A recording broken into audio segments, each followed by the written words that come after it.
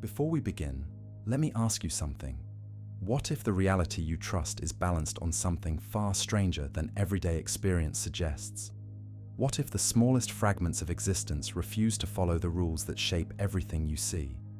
When you look at a quiet room, do you ever wonder whether its stillness hides a deeper kind of motion? A motion that does not unfold in space the way we understand space, or in time the way we understand time. If the world beneath our senses behaves in ways that appear impossible, what does that say about our place in it? And if the universe is built from patterns that only reveal themselves when we stop assuming we already know the answers, then what other truths might be waiting just out of sight, asking us to notice them? The story of quantum mechanics does not begin with bold claims or mystical ideas, or any thought about minds shaping reality. It begins with confusion. At the end of the 19th century, physicists believed the natural world was nearly solved. Gravity, electricity, magnetism, heat, and motion all seemed to follow elegant and predictable rules. Yet something at the smallest scales refused to behave. Light did not emit from heated objects the way classical physics predicted. Energy refused to spread smoothly. Instead, it appeared to come in small, sudden packets. This was the moment when Max Planck made a reluctant proposal, suggesting that energy might be exchanged in discrete amounts. He did not claim the universe was strange. He simply searched for a formula that matched what experiments were showing. He later said he was driven not by imagination, but by desperation, because no classical explanation worked. Then came a deeper surprise. Albert Einstein examined the photoelectric effect, the way light can strike a metal surface and push electrons free. Classical waves should gently shake electrons loose regardless of the light color if the light is intense enough. Yet experiments revealed that only specific colors could free electrons, and intensity alone did nothing. The simplest explanation was that light behaved like a stream of energy packets, later called photons, each carrying a precise amount of energy. This was not a mystical idea, it was a direct and measured consequence of observation. But it already hinted that the building blocks of nature did not respect our intuitive sense of how waves and particles should behave. As the years passed, the mystery deepened. Electrons orbiting atoms did not radiate away energy in smooth spirals as classical physics predicted. Instead, their behavior seemed quantized, allowed to occupy only specific energies. Scientists were forced to confront a growing truth. At small scales, nature was playing by rules that humans had never imagined. The foundations of classical intuition, shaped by daily experience with large objects, simply did not apply to the microscopic world. The defining moment arrived with a simple but perplexing experiment. The double slit. A beam of particles, whether photons or electrons, passed through two narrow openings in a barrier, then struck a screen behind it. If these particles acted like classical tiny bullets, they would form two distinct bands. If they acted like classical waves, they would create an interference pattern with bright and dark regions where waves reinforced or cancelled each other. But the experiment revealed something truly unsettling. When many particles passed through both slits together, they created an interference pattern as if each particle behaved like a wave. Yet when individual particles were sent one at a time, still the interference pattern slowly formed. It was as if each particle somehow explored both paths, creating a pattern that no single classical picture could explain. People often retell this experiment as if it means a conscious mind is necessary to collapse the pattern, but that idea came much later from misreadings and culture. What the experiment actually revealed is simpler and more grounded. It shows that particles are described by wave-like probability distributions, and these distributions interfere with themselves. Detection devices, even simple screens or sensors with no human presence, force the particle to produce a definite outcome. The universe does not pause and wait for a person to look. The interaction itself is enough. Yet even with this evidence-based interpretation, the behavior still challenged every instinct humans develop through life. We never see a chair pass through two doorways at the same time. We never watch a ball interfere with itself. Our senses evolved to navigate a world of large objects, warm environments, and countless interactions with air, light, and molecules. At that scale, quantum effects vanish almost instantly. So the confusion was never because the quantum world demands mystical thinking.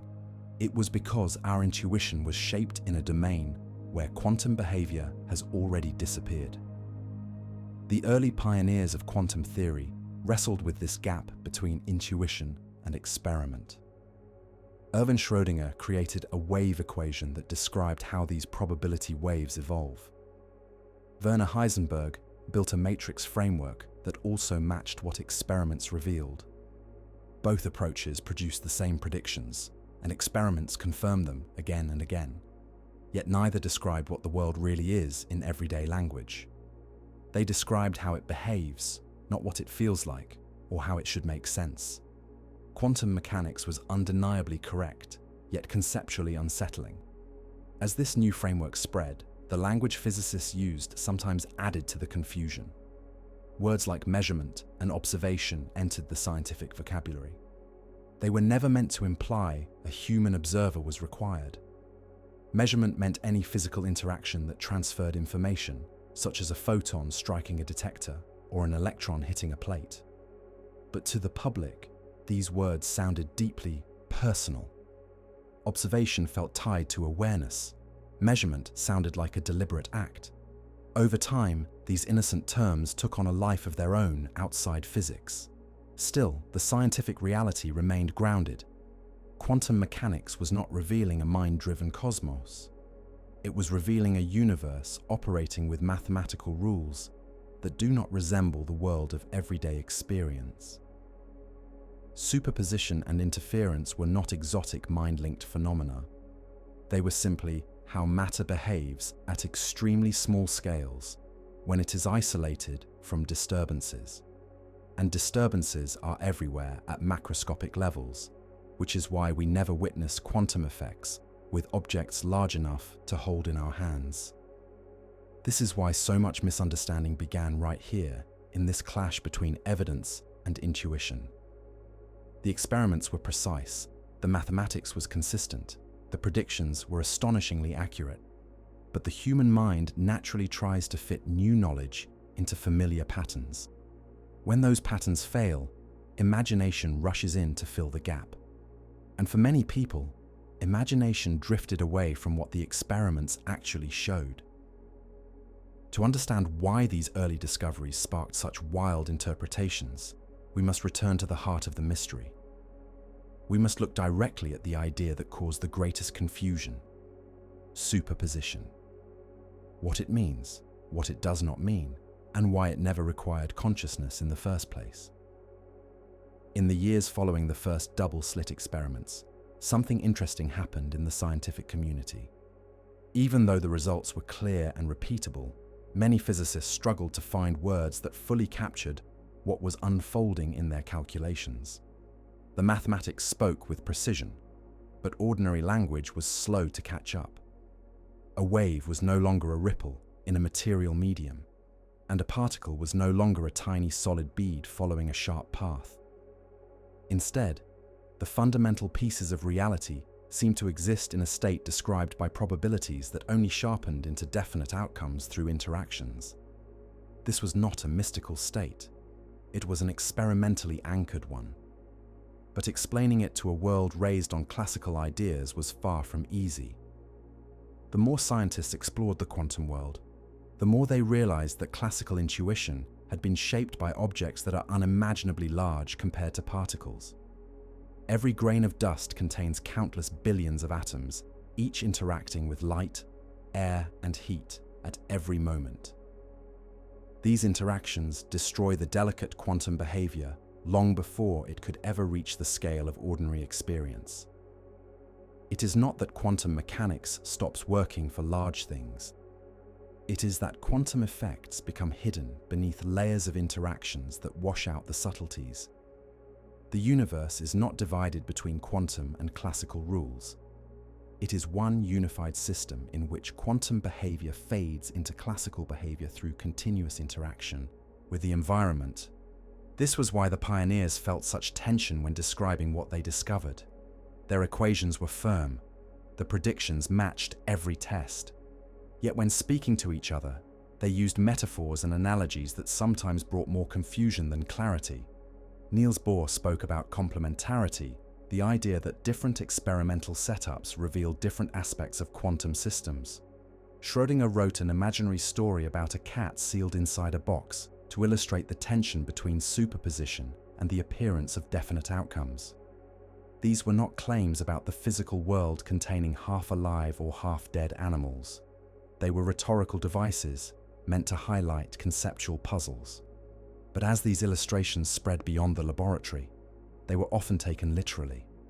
The true mystery, however, remained grounded in observation. If electrons behave like waves during the double-slit experiment, why do we see a single bright dot appear on the screen whenever one hits it? If photons interfere with themselves, how can a detector record only one event instead of a smeared distribution? The answer lies in the mathematics of wave functions, which describe not the physical spread of a particle, but the probabilities of where it might be found. These waves interfere to produce patterns that indicate regions of higher and lower likelihood. When a detector interacts with the particle, the wave function no longer evolves freely. The interaction forces one specific outcome. The mathematics is subtle, but the outcome is measurable and repeatable. What troubled physicists in the early days was not the evidence, but the interpretation. The equations did not offer a simple picture of what was happening behind the scenes. They only offered tools to predict outcomes, and the outcomes were always correct. This raised deeper questions. If the mathematical framework works flawlessly, does it describe reality itself, or does it merely encode our knowledge about reality? Is there a deeper level beneath the wave function, or is the wave function the most complete lens we possess? These were profound and honest questions, grounded in scientific curiosity rather than speculation. Many of the misunderstandings that emerged later in popular culture came from mixing these philosophical questions with untested ideas about consciousness. But at this stage in the history of quantum mechanics, no such claims existed among the scientists who shaped the field. They were focused on understanding the rules of nature through experiments that could be repeated and verified. They were not proposing that minds create reality, or that observation required awareness. Instead, they were grappling with how to describe a world where measurement devices, made of countless interacting particles, impose classical outcomes on tiny systems that otherwise evolve in delicate waves of probability. Even as the foundations of quantum mechanics settled into a stable and powerful framework, the language used to describe certain steps remained awkward. A measurement required an apparatus. That apparatus needed to produce a lasting recordable effect. This effect had to be linked to a clear outcome, such as a mark on a photographic plate or a flash of light in a detector. And because humans eventually read those results, the word observation lingered in the vocabulary. Over time, the casual use of this word would lead many to assume that human awareness was part of the equation.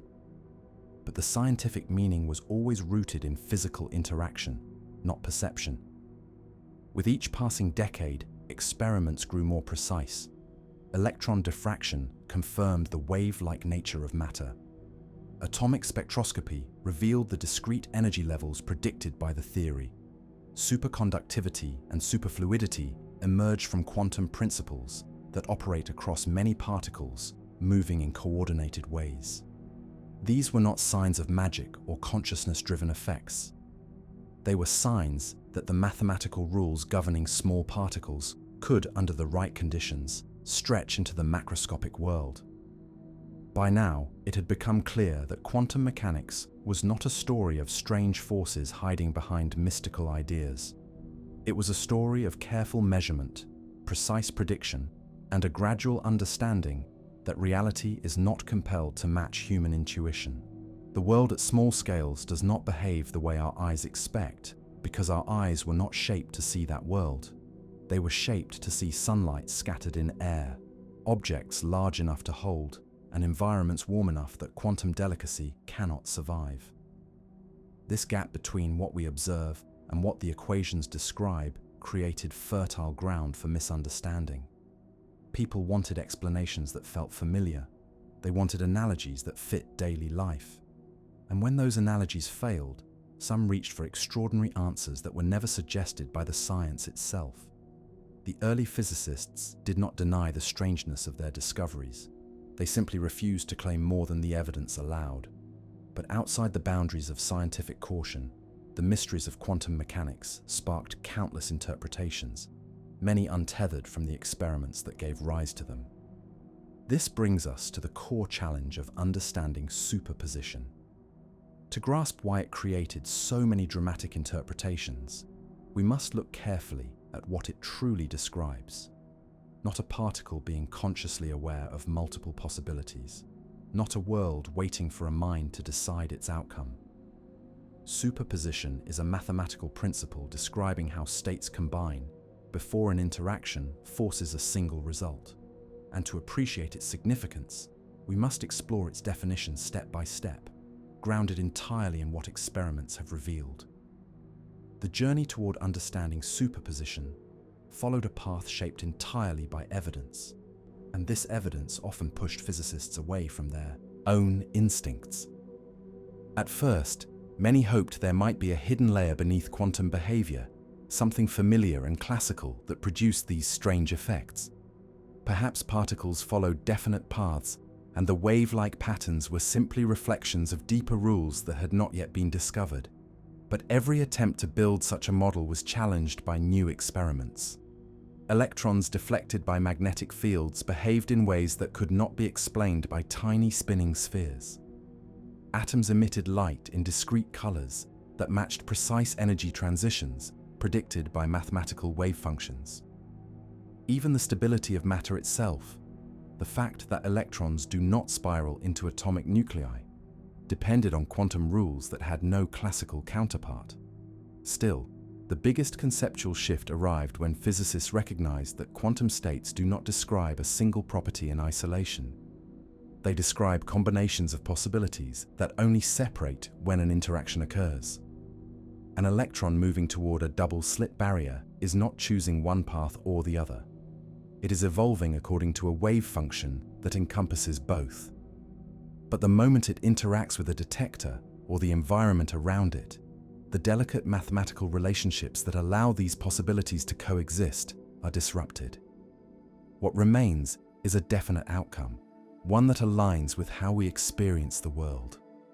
The underlying cause is not consciousness or intention, but the physical interaction itself. Even today, people often hear this description and imagine something mystical, as if particles hold contradictory realities or as if the universe waits for a mind to notice before acting. But the evidence tells a different story. Superposition is not a magical in-between state. It is a description of how a system evolves when it is isolated from disturbances. And isolation at the microscopic level is incredibly fragile. The slightest contact with surrounding particles destroys the coherence needed for superposition to manifest. This is why large objects composed of countless particles interacting constantly with the environment never display quantum interference in daily life. Their superpositions collapse almost instantly due to environmental interactions long before we could ever hope to observe them. In the early days of quantum mechanics, this fragility was not fully understood. Many physicists debated whether the collapse of a superposition was a fundamental rule of nature or a practical outcome of limited measurement control. Over time, through experiments on quantum optics, trapped ions, and superconducting circuits, the evidence favored the latter. Superpositions persist when systems are shielded from interference, and they fade when those systems interact with their surroundings. This gradual erosion of quantum behavior is not a mystical collapse. It is a physical process that can be measured, controlled, and even delayed when conditions allow. The tension between the intuitive world and the quantum world persisted through these discoveries. Each time physicists pushed deeper into the small-scale realm, they found that quantum rules continued to govern behavior. And each time they stepped back into the macroscopic world, those rules dissolved into classical patterns. It was as if the universe operated with a smooth transition between these regimes, one that depended not on sharp boundaries, but on how strongly a system remained entangled with its environment. The more entangled it became, the more classical it appeared. This understanding helped clarify something that had puzzled researchers for decades. The reason we do not see quantum effects in our everyday surroundings is not because quantum mechanics stops working. It is because quantum behavior is constantly washed out by countless interactions happening every fraction of a second. If a particle is like a delicate musical note vibrating in perfect harmony, then the environment is a roaring crowd overwhelming that note until it can no longer be heard. The note still exists in principle, but its structure is drowned in complexity. Although the mathematical framework was powerful and consistent, many questions lingered about how to interpret it. Did the wave function represent a real physical wave, or was it only a tool for predicting measurements? Was there a deeper physical truth beneath the mathematics? Or did the mathematics capture the deepest level of reality available to us? These questions were legitimate and remain active areas of philosophical discussion today. But none of them required assuming that human consciousness played a role in shaping outcomes. They required careful thought about how information behaves in physical systems, not about how minds interact with matter. The origin of confusion about consciousness came much later from popular explanations, rather than from the scientists who built the theory. In the early years, the physicists saw themselves as explorers of a hidden world, governed by rules unlike anything seen before. They respected the strangeness of what they found, but stayed anchored to the measurements that revealed it. Their work relied on experimental checks, repeatable patterns, and mathematical consistency. They were not claiming that thoughts shape particles, or that awareness alters reality. They were uncovering a level of nature that simply did not care about human expectations. This long struggle between intuition and evidence set the stage for the next essential step in understanding the quantum world. To see why superposition caused so much confusion, we must define it with absolute clarity, not through metaphor, not through cultural stories, but through the precise meaning that has been tested and confirmed in laboratories around the world.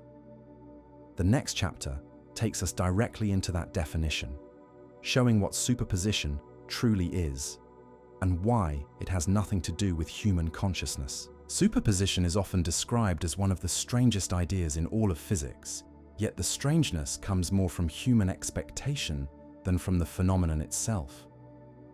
The moment we step into the quantum world, we find that the rules guiding particles are not the rules we grew up with. They are not the rules our senses evolved to understand. They are rules built from mathematics that describe possibilities instead of certainties. But even though this picture feels unfamiliar, it is grounded in experimental evidence collected over more than a century. Nothing in it requires imagination or speculation. Every part of it arises from what nature consistently reveals through measurement. To understand superposition clearly, we must leave behind the stories that surround it and look instead at the precise meaning captured by the equations describing quantum systems. In quantum mechanics, a particle is represented by something known as a wave function. This wave function is not a physical ripple moving through space. It is a mathematical object that encodes the probabilities of where the particle might be found, or how it might behave when measured. The key insight is that this wave function can combine several possible states into one unified description. When two or more possibilities overlap mathematically, they form what is called a superposition. This means the system is not choosing between options. Instead, the options coexist in the mathematical structure of the wave function until an interaction forces a single outcome. This is not an interpretation or a philosophical stance. It is the result of experiments repeated thousands of times with photons, electrons, atoms, and even complex molecules. One of the simplest examples appears in the behavior of electron spin. An electron can have a spin pointing up or down when measured relative to a chosen direction. But before that measurement takes place, an electron can exist in a combination of both possibilities. This combination is the superposition. When a device interacts with the electron to record the outcome, the electron is no longer described by the combination. The interaction forces a definite value. The same idea applies to light. A photon can exist in a superposition of different polarizations, meaning the plane in which its electric field oscillates is not fixed until a polarizing device interacts with it. These superpositions are not abstract ideas. They are measured in laboratories through interference patterns and precise control of quantum states. The evidence extends far beyond simple particles. One of the most striking confirmations came from experiments with buckyballs, molecules made of 60 carbon atoms bonded into a spherical structure. These molecules are so large that they are visible under specialized microscopes, yet when cooled and isolated, they display quantum interference. They behave as if they pass through multiple paths at once before producing a pattern on a detector. This is not a metaphor. It is a direct observation showing that superposition remains valid even for systems composed of many atoms, as long as they are shielded from disturbances. Another powerful demonstration comes from trapped ion experiments. Scientists can isolate individual atoms, hold them in electromagnetic fields, and use carefully tuned lasers to manipulate their internal states. These atoms can be placed into superpositions of different energy levels and allowed to evolve in time. The results consistently match the predictions of quantum mechanics. The atoms behave exactly as if they occupy multiple energy possibilities simultaneously, not in a mystical sense, but in a mathematical one that becomes visible when the superposed states interfere with one another. Superconducting qubits offer yet another example. These devices are built from circuits that allow currents to flow without resistance when cooled to extremely low temperatures. By controlling the flow of these currents, researchers can place the system into superpositions of different current directions. These superpositions are the foundation of quantum computing. When the system remains isolated long enough, the superposition evolves predictably and can be manipulated for computation. But the slightest disturbance from the environment destroys the superposition, forcing a definite state. This fragility reveals an important truth about quantum mechanics. Superposition does not vanish because the system grows larger. It vanishes because the environment overwhelms the delicate relationships that create it.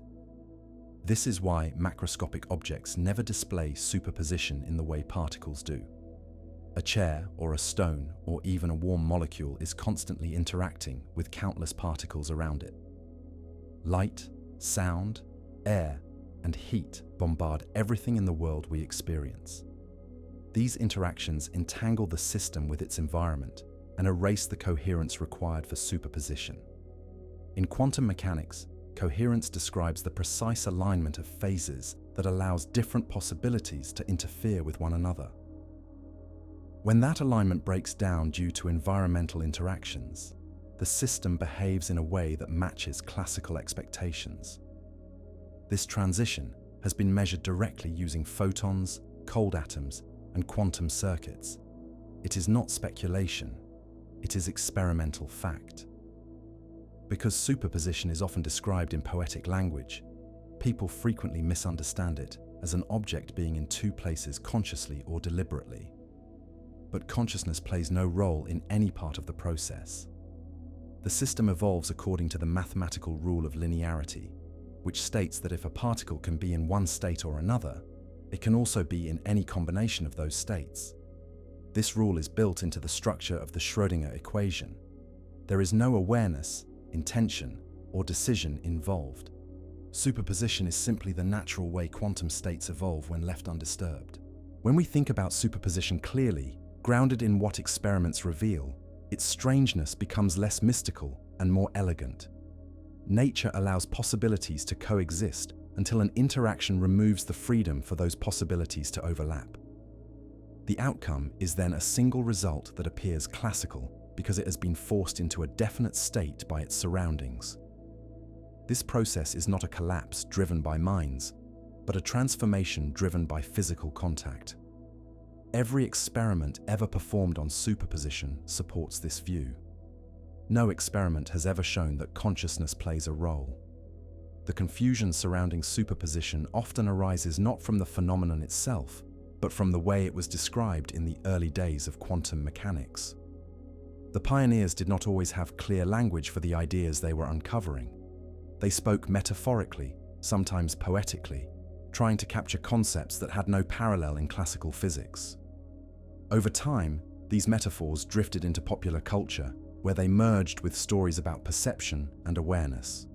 But the scientific definition of superposition remains firmly tied to measurable reality. It is a mathematical combination of possibilities that produces interference effects until interactions eliminate the coherence required for those combinations to exist. Understanding this prepares us for the next step. If superposition is purely a physical phenomenon with no need for human involvement, then why did the early language of observation and measurement lead so many to associate quantum mechanics with consciousness? To answer that, we must explore the historical use of the word observer and untangle what physicists actually meant when they used it. The history of superposition is also a history of refinement, a process in which experiments gradually stripped away misunderstandings and anchored the concept to physical reality rather than metaphor. As scientists built more precise instruments, they discovered that superposition was not only predictable, but controllable. When the environment was quiet enough and the system was shielded from stray interactions, the wavefunction evolved with delicate structure, revealing interference patterns that matched every curve predicted by the equations. And when the environment became noisy, those patterns disappeared, replaced by classical behavior. This transition did not require any philosophical interpretation. It was simply the universe responding to contact. The mathematical description remained intact, and every part of it could be tested. One of the clearest demonstrations came from experiments involving cold atoms. When atoms are cooled to extremely low temperatures, their thermal motion slows, making it easier to preserve quantum coherence. Under these conditions, atoms can form wave-like patterns that overlap with each other. These patterns exhibit the same interference that photons and electrons display, revealing that superposition is not limited to light or single particles. It is a universal feature of quantum systems. But as soon as the atoms interact with warmer surroundings or collide with stray particles, their coherence vanishes. This predictable loss of coherence proves that the transition from quantum to classical behavior depends on physical interaction rather than human involvement. Modern experiments with interferometers push this even further. In these devices, particles are split into two paths and brought back together to interfere. The resulting patterns can be manipulated by adjusting the environment. Introducing tiny disturbances or temperature differences destroys the interference. Eliminating those disturbances restores it. These experiments provide direct control over superposition, showing that it is neither mysterious nor magical. It is a natural consequence of the linearity of quantum mechanics. The only requirement is that coherence remains intact. This insight became even clearer when researchers began creating superpositions in superconducting circuits. These circuits behave like artificial atoms with tunable energy levels. A current can flow clockwise or counterclockwise, and the device can exist in a combination of both at the same time. Scientists can measure how long these superpositions last and how quickly environmental noise breaks them apart. The results follow precise mathematical models based on quantum theory. Every time coherence is lost, the system behaves classically again. The consistency of these results across thousands of experiments leaves no room for speculation about consciousness or deliberate choice. The mechanism is entirely physical. This brings us to one of the most important points about superposition. It does not describe a particle splitting itself in a literal sense. It describes the evolution of probability amplitudes, which combine mathematically until an interaction makes those amplitudes incompatible. When a detector interacts with a particle, the possible outcomes encoded in the wave function narrow to 1. But this narrowing does not require thought or intention. It requires only that the detector, made of countless particles, becomes entangled with the system. Entanglement spreads rapidly through the environment, wiping out coherence and leaving the appearance of a definite outcome. The idea of entanglement can sound abstract, but at its core, it describes a simple fact. When two systems interact, the information describing them becomes shared. Once this information becomes shared, the systems cannot be described independently. This entanglement makes superposition fragile because it couples the delicate quantum state to a vast number of environmental degrees of freedom. The slightest contact with air, heat, or light disrupts the coherence needed for superposition. This fragility is not hypothetical. It has been measured directly in systems ranging from trapped ions to superconducting qubits. It is the central reason why quantum behavior fades almost instantly at human scales. One of the strongest confirmations of this comes from experiments that track decoherence times. Decoherence refers to the process through which quantum coherence is lost due to entanglement with the environment. Scientists have measured decoherence times for photons, atoms, molecules, and superconducting devices. The results vary, but they all share the same pattern. Smaller, colder, and more isolated systems maintain coherence longer. Larger or warmer systems lose coherence quickly. This matches the predictions of quantum mechanics and provides a clear, evidence-based explanation for why the classical world looks the way it does. There is no sudden boundary between quantum and classical physics. Instead, there is a continuous transition shaped by environmental interaction. These experiments leave no doubt about the meaning of superposition. It is a mathematical combination of possible states that exists only when coherence is preserved. It is not a hidden dimension. It is not a conscious choice. It is not a mysterious dual existence. It is a physical feature of quantum systems confirmed by countless observations. The confusion arises only when we attempt to describe these mathematical structures using everyday language. Words like state and combine suggest concrete images that do not fit the behavior of particles. And when early physicists used the word observation to describe measurement, the door opened for misinterpretation. Understanding superposition as a physical, evidence-based phenomenon prepares us to address the next major source of confusion. When early physicists struggled to communicate their discoveries, they used language that sounded personal. They described observers and measurements as if these actions required awareness. This vocabulary eventually led many people to believe that consciousness played a role in determining quantum outcomes. But the scientific meaning was always rooted in physical interaction. The observer was the apparatus. The measurement was the event. And the outcome did not depend on whether a person was watching. This misunderstanding would grow in later decades, shaping countless cultural and philosophical interpretations.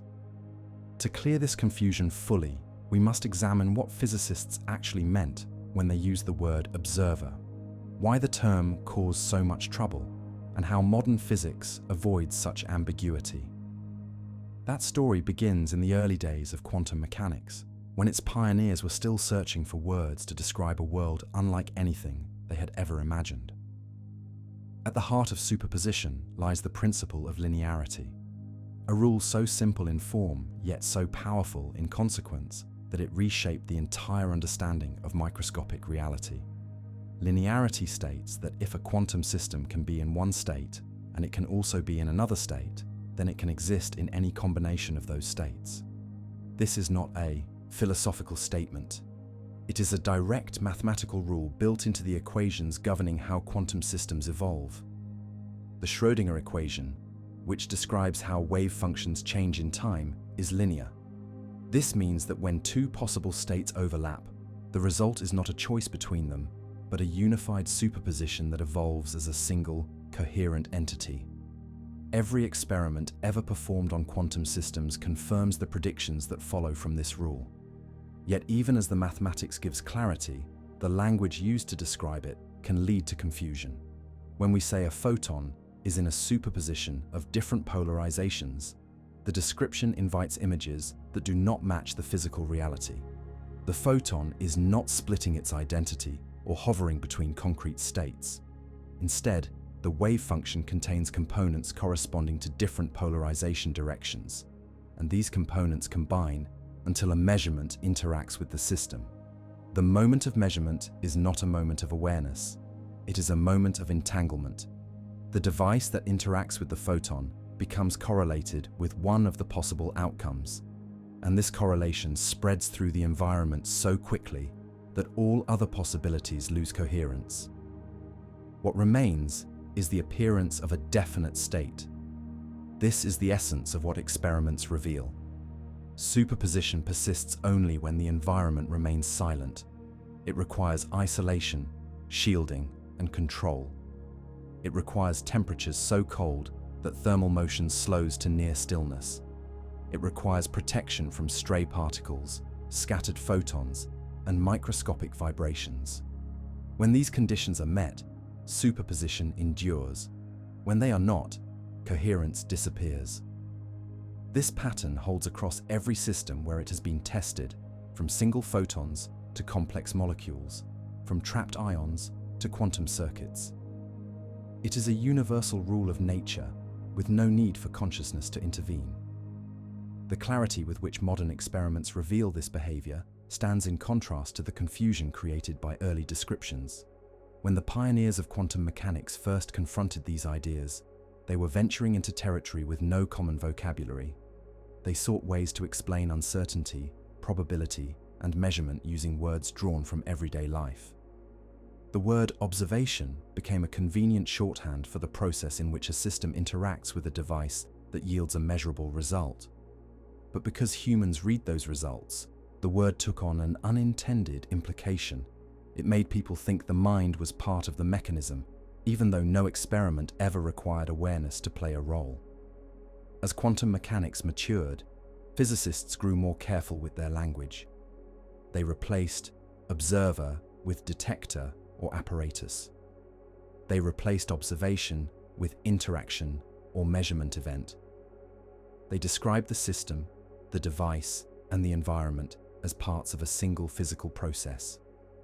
But by then, the confusion had already spread beyond the scientific community. Popular books picked up the old words and reshaped them into stories about the relationship between mind and matter. These stories drifted far from the evidence and created myths that persist even today. Yet despite the misunderstandings, the scientific meaning remains precise. A quantum system evolves according to its wave function. That wave function represents a superposition of possibilities. When a physical interaction occurs, coherence is lost, and the system produces a definite outcome. This framework describes everything from the behavior of electrons in atoms to the performance of quantum computers. It is the foundation of modern physics and has withstood every experimental challenge. Understanding superposition in this clear, evidence-based way is essential because it allows us to separate the strange but real features of the quantum world from the myths that grew around them. It also prepares us to examine one of the most persistent sources of confusion in the entire field, the word observer. People began to imagine that a conscious mind was required to complete a quantum process, even though no scientist ever demonstrated such a link. The next chapter examines how this misunderstanding arose, what physicists actually meant, and how modern quantum theory avoids the ambiguity entirely. The word observer has caused more confusion in quantum mechanics than any other term, not because the science is unclear, but because the language that early physicists used carried meanings they never intended. When the pioneers of the field spoke of an observer, they did not imagine a person staring at a screen or a mind influencing a particle. They were describing something far simpler, something entirely physical. An observer was any device capable of producing a definite, recordable outcome. Yet as this language filtered into the wider world, it began to sound as if awareness itself played a role in shaping events. To understand how this misunderstanding took root and how modern physics resolved it, we must return to the early days of quantum theory, when the vocabulary was still being invented and intuition was struggling to keep pace with the evidence. In the 1920s and 1930s, physicists were navigating a landscape unlike anything they had encountered before. They had discovered that particles behaved like waves and that waves sometimes behaved like particles. They saw that measurement outcomes came in discrete steps rather than smooth continuums. They found that electrons formed standing wave patterns in atoms, and that photons were emitted only in precise packets of energy. Every experiment pointed to the same conclusion. The microscopic world did not follow the rules that governed daily experience. But while the mathematics was consistent, a clear physical picture was difficult to express in ordinary language. Concepts like uncertainty and probability were woven into the very structure of reality at small scales, and traditional words carried too many assumptions to describe them cleanly. Niels Bohr, one of the central figures of quantum theory, often spoke in philosophical terms when explaining these discoveries. He emphasized complementarity, the idea that the behavior of a quantum system depends on the experimental arrangement used to probe it. A particle could appear wave-like or particle-like depending on the method of detection. But Bohr did not mean that nature changed based on the presence of a conscious thinker. He meant that the experimental setup determined which aspects of the system became accessible. The device, not the mind, defined the outcome. Yet because his explanations often relied on analogies and careful distinctions, many readers outside the scientific community interpreted his words through a lens of everyday meaning. They imagined the observer as a conscious participant rather than a physical apparatus. Werner Heisenberg faced a similar challenge. His uncertainty principle stated that certain pairs of quantities, like position and momentum, could not both be known with arbitrary precision. This was not a limit of human ability. It was a limit imposed by nature itself. The more precisely one property was defined, the less precisely the other existed in the wave function. But when Heisenberg described this in conversational language, he sometimes used phrases like observing a system or making a measurement. These words made perfect sense among physicists who understood that observation meant physical interaction. But as these ideas reached broader audiences, the linguistic ambiguity became fertile ground for misinterpretation. People heard the words observing and measuring and imagined consciousness performing an active role. The most famous example of this confusion is the story involving Eugene Wigner and the thought experiment now known as Wigner's friend. Wigner once explored the idea of whether consciousness might play a role in collapsing a wave function. He treated it not as a claim, but as a speculative possibility. Later in life, after decades of theoretical and experimental progress, he publicly rejected the idea, acknowledging that consciousness was not required and that the suggestion had led to unnecessary confusion. Yet long after he changed his view, popular culture continued to repeat the idea as if it were a foundational principle of quantum mechanics. The irony is that physicists themselves had already moved beyond that speculation and grounded the role of measurement entirely in physical interaction. The truth revealed by experiments is simple and evidence-based. A quantum system evolves according to the Schrödinger equation. When it interacts with a measuring device, the device becomes entangled with the system. This entanglement spreads through the environment, causing the delicate coherence of the wave function to disappear. What emerges is a definite outcome recorded by the apparatus. At no point does awareness play a role. A detector with no human present provides the same outcome that a human would later read. The result is created by the physical process, not by the interpretation of that process. Modern quantum theory reflects this clarity. Physicists avoid the word observer and instead describe the measurement chain, the apparatus, and the interactions that produce classical information. They speak of detectors absorbing photons, ions exchanging energy with fields, and quantum circuits interacting with their environment. These descriptions replace any trace of human-centered language with clear physical causes. The observer problem is resolved not by adding consciousness, but by removing ambiguous terminology. What remains is a fully mechanical process shaped by entanglement and decoherence, both of which have been measured directly. Yet despite these advances, the earlier language left a lasting mark on public perception. People still imagine that quantum mechanics requires a mind to complete a process, even though every experiment ever performed shows the opposite. This tension between scientific precision and linguistic ambiguity continues to shape the way quantum mechanics is discussed outside the laboratory. And to understand how nature resolves this tension, we must now explore the physical process that truly ends a superposition, a process that requires no mind and no awareness, a process known as decoherence.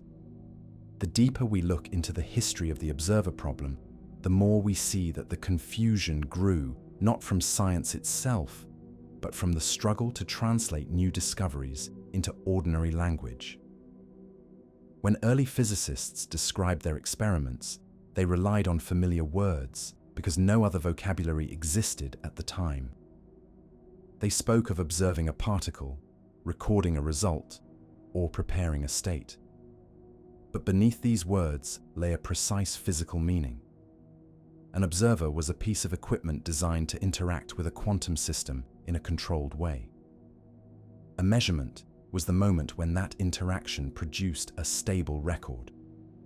These ideas were entirely mechanical, grounded in the behavior of matter and energy. Yet the words used to describe them carried everyday associations that could not be avoided. Imagine a simple example. A photon travels through a laboratory and strikes a detector. The detector responds by emitting an electrical signal that can be recorded. In the language of early quantum mechanics, the photon has been observed.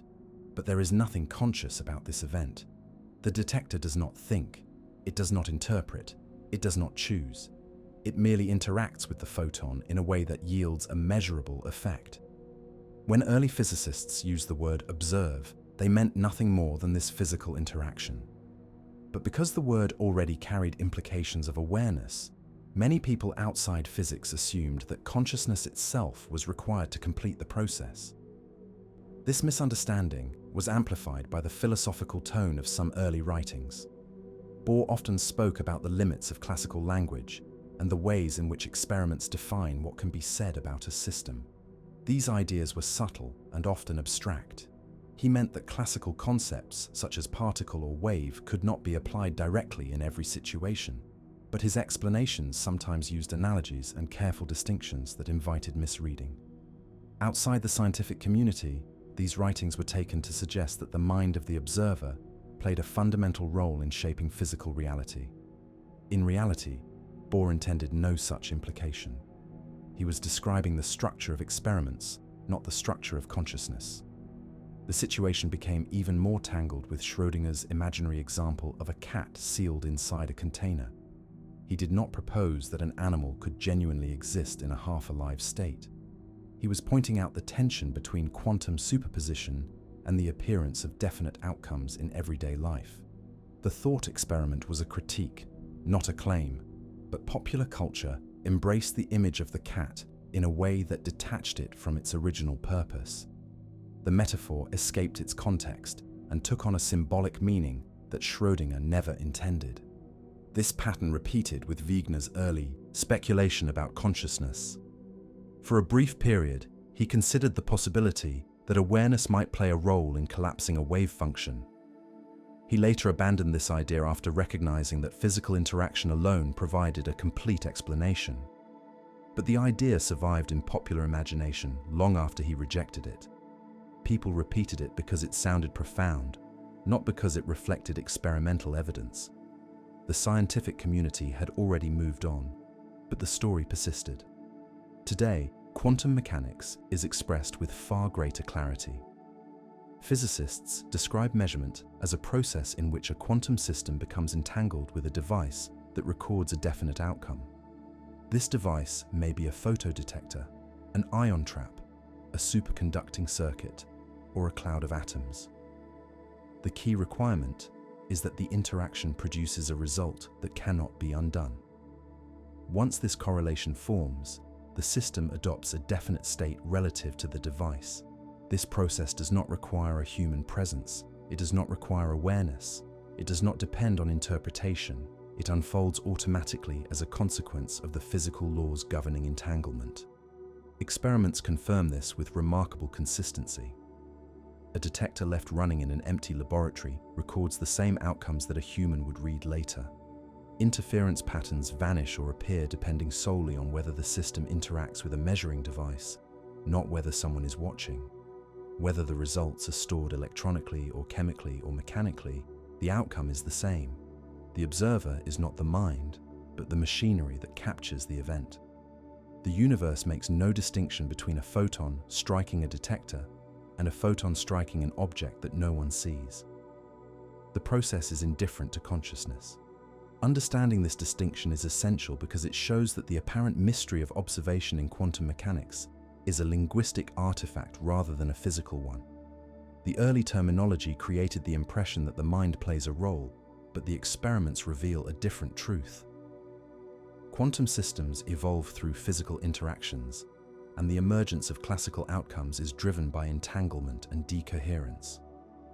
These processes operate whether or not any conscious being is present. This clarity sets the stage for the next major idea. If consciousness plays no role in ending a superposition, then what does? The answer lies in the environment, in the countless particles and fields that constantly interact with every object around us. This phenomenon, known as decoherence, explains why quantum behavior disappears at macroscopic scales and why the classical world appears stable. It is the mechanism that bridges the quantum and classical realms, not through magic or mystery, but through measurable physical processes. The full resolution of the observer problem came not from philosophical debate, but from decades of experiments that exposed the mechanics behind measurement. As detectors grew more precise, and as researchers learned how to isolate single particles, the idea that a conscious mind was necessary for quantum outcomes faded entirely. What remained was the clear realization that measurement is a physical event governed by the same laws that apply to every interaction in nature. The observer is simply the part of the physical world that gains information about the system. This information is recorded through entanglement, and once recorded, it cannot be erased without undoing the interaction itself. One way to see this clearly is to consider what happens when a photon strikes a photographic plate. The photon transfers energy to a molecule in the plate, causing a chemical change that leaves a permanent mark. This mark exists regardless of whether a person looks at it. It is a classical record created by a physical process. In modern laboratories, detectors use electrical signals instead of chemical reactions, but the principle is the same. A photon triggers a response in the device stores that response, and the response persists. No awareness is needed to complete the process. The photon has already interacted. The outcome has already been written into the physical world. This understanding resolves one of the central puzzles of the early quantum era. When physicists spoke of a wave function collapsing upon observation, they were describing a shift in the mathematical description of a system after a measurement. They were not claiming that the universe reacted to a conscious gaze. They meant that once a measurement device recorded a specific result, the system could no longer be described as a superposition of possibilities. The coherence needed for superposition had been lost due to the entanglement between the system and the apparatus. The collapse was not a physical jump triggered by awareness. It was a mathematical update reflecting the new information encoded in the world. Another source of confusion came from the way quantum mechanics describes probabilities. In classical physics, probability reflects ignorance. If you do not know the exact position of a ball, you assign probabilities based on incomplete information. But in quantum mechanics, the probabilities arise from the structure of the wave function itself. Before a measurement, a system genuinely has multiple possible outcomes encoded in its wave function. After the measurement, only one outcome remains physically relevant because the coherence that allowed the others to contribute has been destroyed. This is not ignorance. It is a change in the physical relationship between the system and its environment. As these ideas matured, physicists realized that the observer problem was never about consciousness. It was about information. When a system interacts with a measurement device, information about one of its possible outcomes becomes embedded in the device. This information spreads through the environment at incredible speed. Molecules, photons, and fields interact with the detector, carrying the recorded outcome outward. Soon, the information is so widely distributed that the original superposition cannot be reconstructed. This is the heart of decoherence, a physical process that plays the central role in producing definite outcomes in a world governed by quantum rules. Modern quantum experiments across the world confirm this perspective. Detectors record results automatically. Interference patterns vanish when information about the path of a particle is available, even if no human accesses that information. Superpositions persist only when information about the system remains hidden. The presence or absence of consciousness has no effect on the results. The universe behaves the same with or without observers in the everyday sense of the word. At this point, the observer problem shifts from a scientific question to a linguistic one. The science is clear. The mechanisms are understood. The processes are measurable. But the words used to describe them can still mislead when lifted out of context.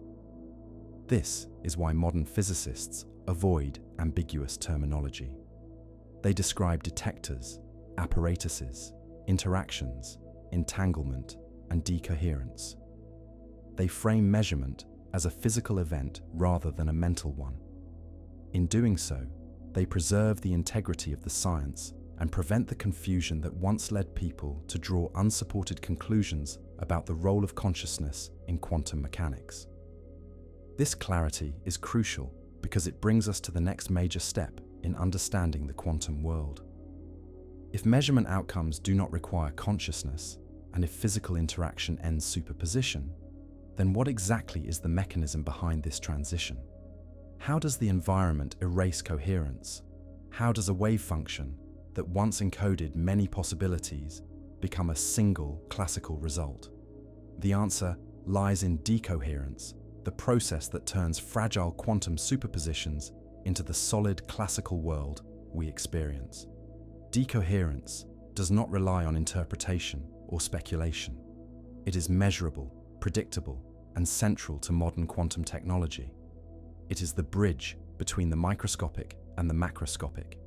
It is the explanation that early physicists did not yet possess, but that modern science has placed at the center of quantum theory. The classical world appears solid and stable, yet beneath its surface lies a realm where particles behave in ways that defy everyday intuition.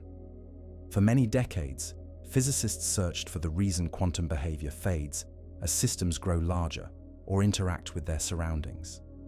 They knew that superpositions existed and that measurements forced definite outcomes, but the process connecting these two ideas remained unclear. The missing explanation arrived only when scientists began to understand entanglement not as an exotic feature of quantum mechanics, but as the central mechanism by which the universe handles information. This insight revealed decoherence, the physical process that dissolves superpositions and gives rise to the classical world. Decoherence does not require observation by a mind. It requires only the relentless interaction between a system and its environment. Imagine a perfectly quiet quantum system, a lone photon traveling in darkness, a single atom floating in a vacuum, a superconducting circuit cooled until almost all thermal motion vanishes. In these rare conditions, quantum coherence can survive long enough for the system to evolve according to the pure rules of quantum mechanics. The wave function spreads, combines possibilities, and forms delicate interference patterns. But real environments are never perfectly quiet. Stray photons bounce through space. Molecules collide. Vibrations travel through matter. These interactions tie the quantum system to its surroundings through entanglement, and once entanglement forms, coherence begins to fade. Decoherence is the name given to this loss of coherence. It is not a mystical collapse. It is not a sudden jump. It is a gradual physical process that takes place as the environment captures information about the system. Even a single scattered photon can gather enough information to disrupt the delicate relationships among quantum states. Once the environment has absorbed this information, the superposition no longer produces interference. The system begins to behave as if it has chosen one outcome, even though no choice or consciousness is involved. the world simply records the interaction in countless degrees of freedom. Experiments with cold atoms provide a vivid demonstration of this principle. When atoms are isolated from their surroundings and cooled to extremely low temperatures, they display wave-like behavior that can be measured through interference. But if the atoms are allowed to interact with light or with each other, the interference disappears. The loss of interference does not mean the atoms have suddenly changed their nature. It means their quantum states have become entangled with the environment, and the coherence necessary for superposition has been lost. The transition is not a collapse triggered by awareness, but a physical consequence of information spreading through space.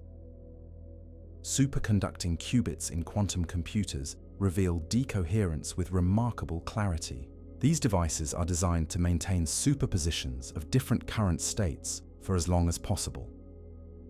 Scientists go to extraordinary lengths to shield them from environmental noise. They cool them to temperatures near absolute zero. They isolate them from electrical interference. They use precise pulse sequences to manipulate their quantum states. Yet despite all this, decoherence eventually sets in.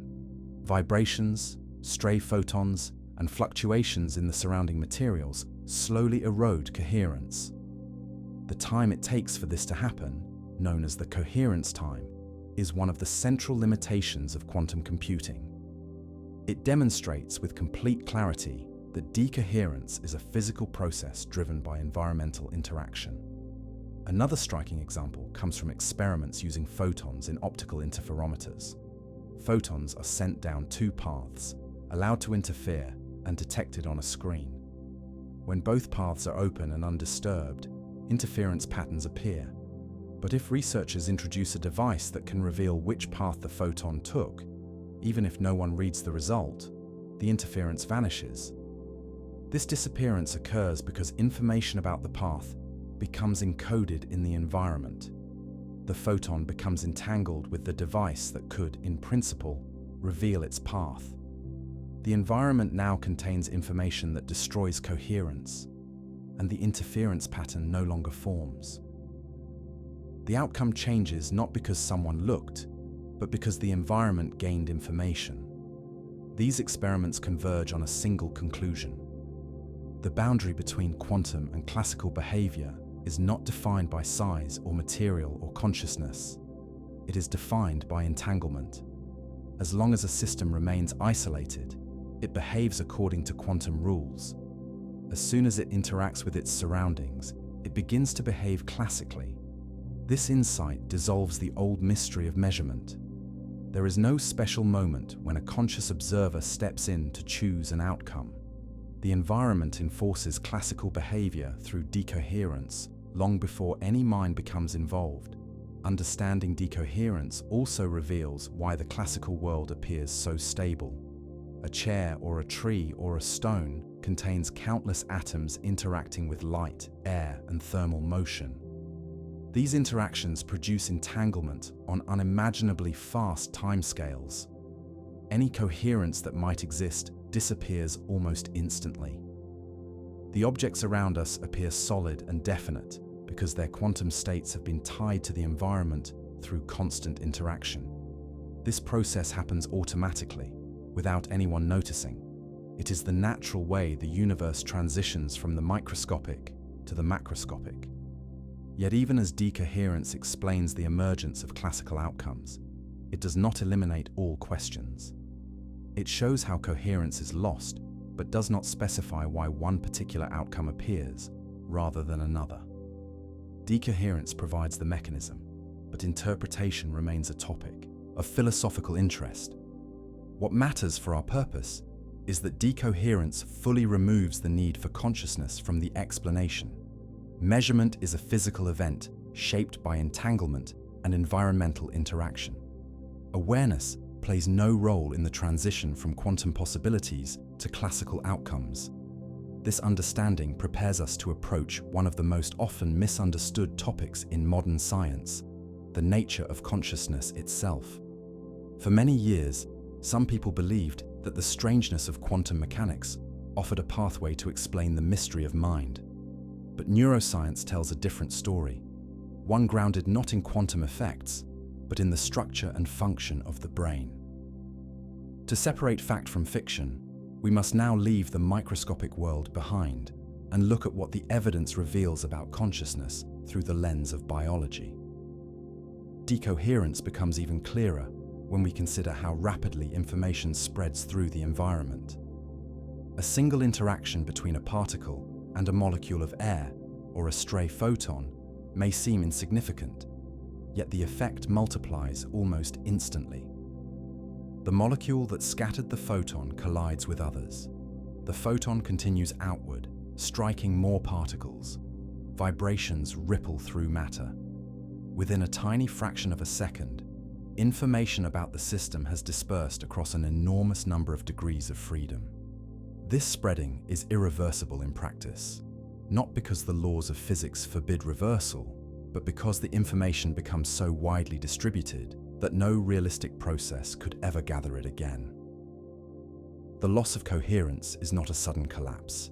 It is a diffusion of information so rapid and so vast that quantum behavior no longer has room to survive. One of the most illuminating examples comes from experiments that place atoms in optical cavities. In these setups, atoms interact with light trapped between mirrors.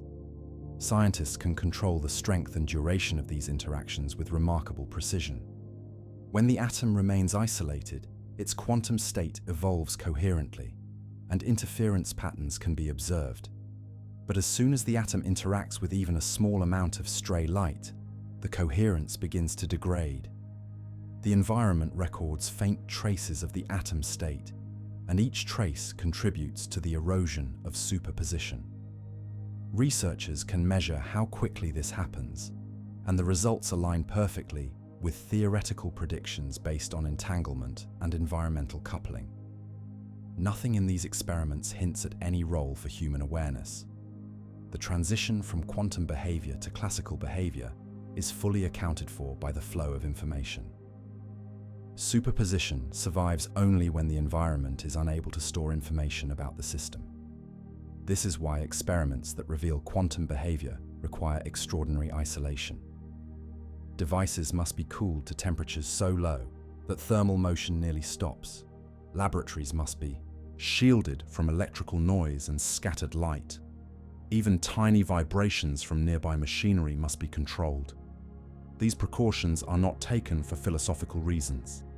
They are taken because any uncontrolled interaction with the environment will carry information away from the system and destroy its ability to display interference. The need for such extreme conditions reveals how hostile the everyday world is to quantum coherence. It also shows why classical behavior dominates our experience. The environment is constantly gathering information, and decoherence never stops. The power of decoherence extends beyond explaining why superpositions vanish. It also clarifies how classical information becomes stable. When a detector interacts with a particle and records a result, the information about that result spreads through the environment in the same way that decoherence spreads. This is why classical outcomes appear robust. Once the information exists in the environment, it becomes nearly impossible to erase. Countless molecules and photons carry traces of it. Any attempt to reverse the process would require coordinating an unimaginable number of degrees of freedom. In practice, classical information behaves as if it were permanent, even though the underlying physics remains reversible at the microscopic level. This insight dissolves the last remnants of the old observer problem. The emergence of classical outcomes does not require a mind to register the result. It requires only that the environment has absorbed enough information to make the result irreversible in practice. This is what measurement means in modern physics. A measurement is not the act of seeing. It is the creation of stable information through entanglement and environmental interaction. Once this happens, the system can no longer maintain a coherent superposition. The classical world has taken over. Some early explanations of quantum mechanics did not have access to this understanding because decoherence had not yet been developed. The pioneers worked with the tools available at the time, and their descriptions sometimes leaned on metaphor. But the modern view is anchored in decades of experimental work. Decoherence can be measured, controlled, and manipulated. It underlies the behavior of quantum computers. It shapes the performance of atomic clocks. It defines the limits of precision in interferometric measurements. It is one of the most thoroughly tested phenomena in contemporary physics. This brings us to an essential point. Decoherence explains how quantum possibilities fade into classical outcomes without invoking anything beyond physical interaction. It removes the need for special rules or philosophical assumptions.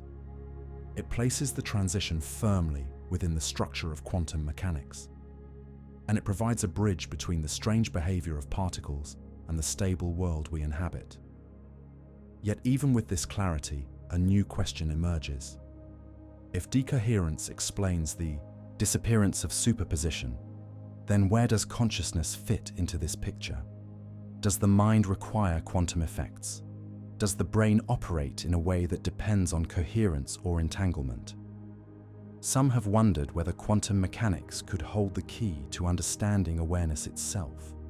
But neuroscience offers a very different answer, one grounded not in quantum delicacy, but in the warm, noisy, biological machinery of the brain. The final step in understanding decoherence is to recognize how completely it rules out the idea that consciousness plays any role in shaping quantum outcomes. The brain is a warm and dynamic biological system filled with electrical signals, chemical exchanges, and constant molecular motion. These processes unfold in an environment where trillions of collisions and interactions take place every moment. In such conditions, quantum coherence cannot survive long enough to influence large-scale activity.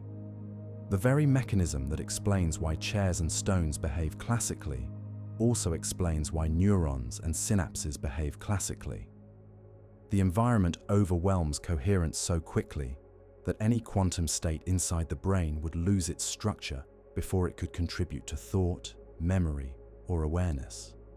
Researchers have studied how fast decoherence occurs in biological systems, and the results are striking.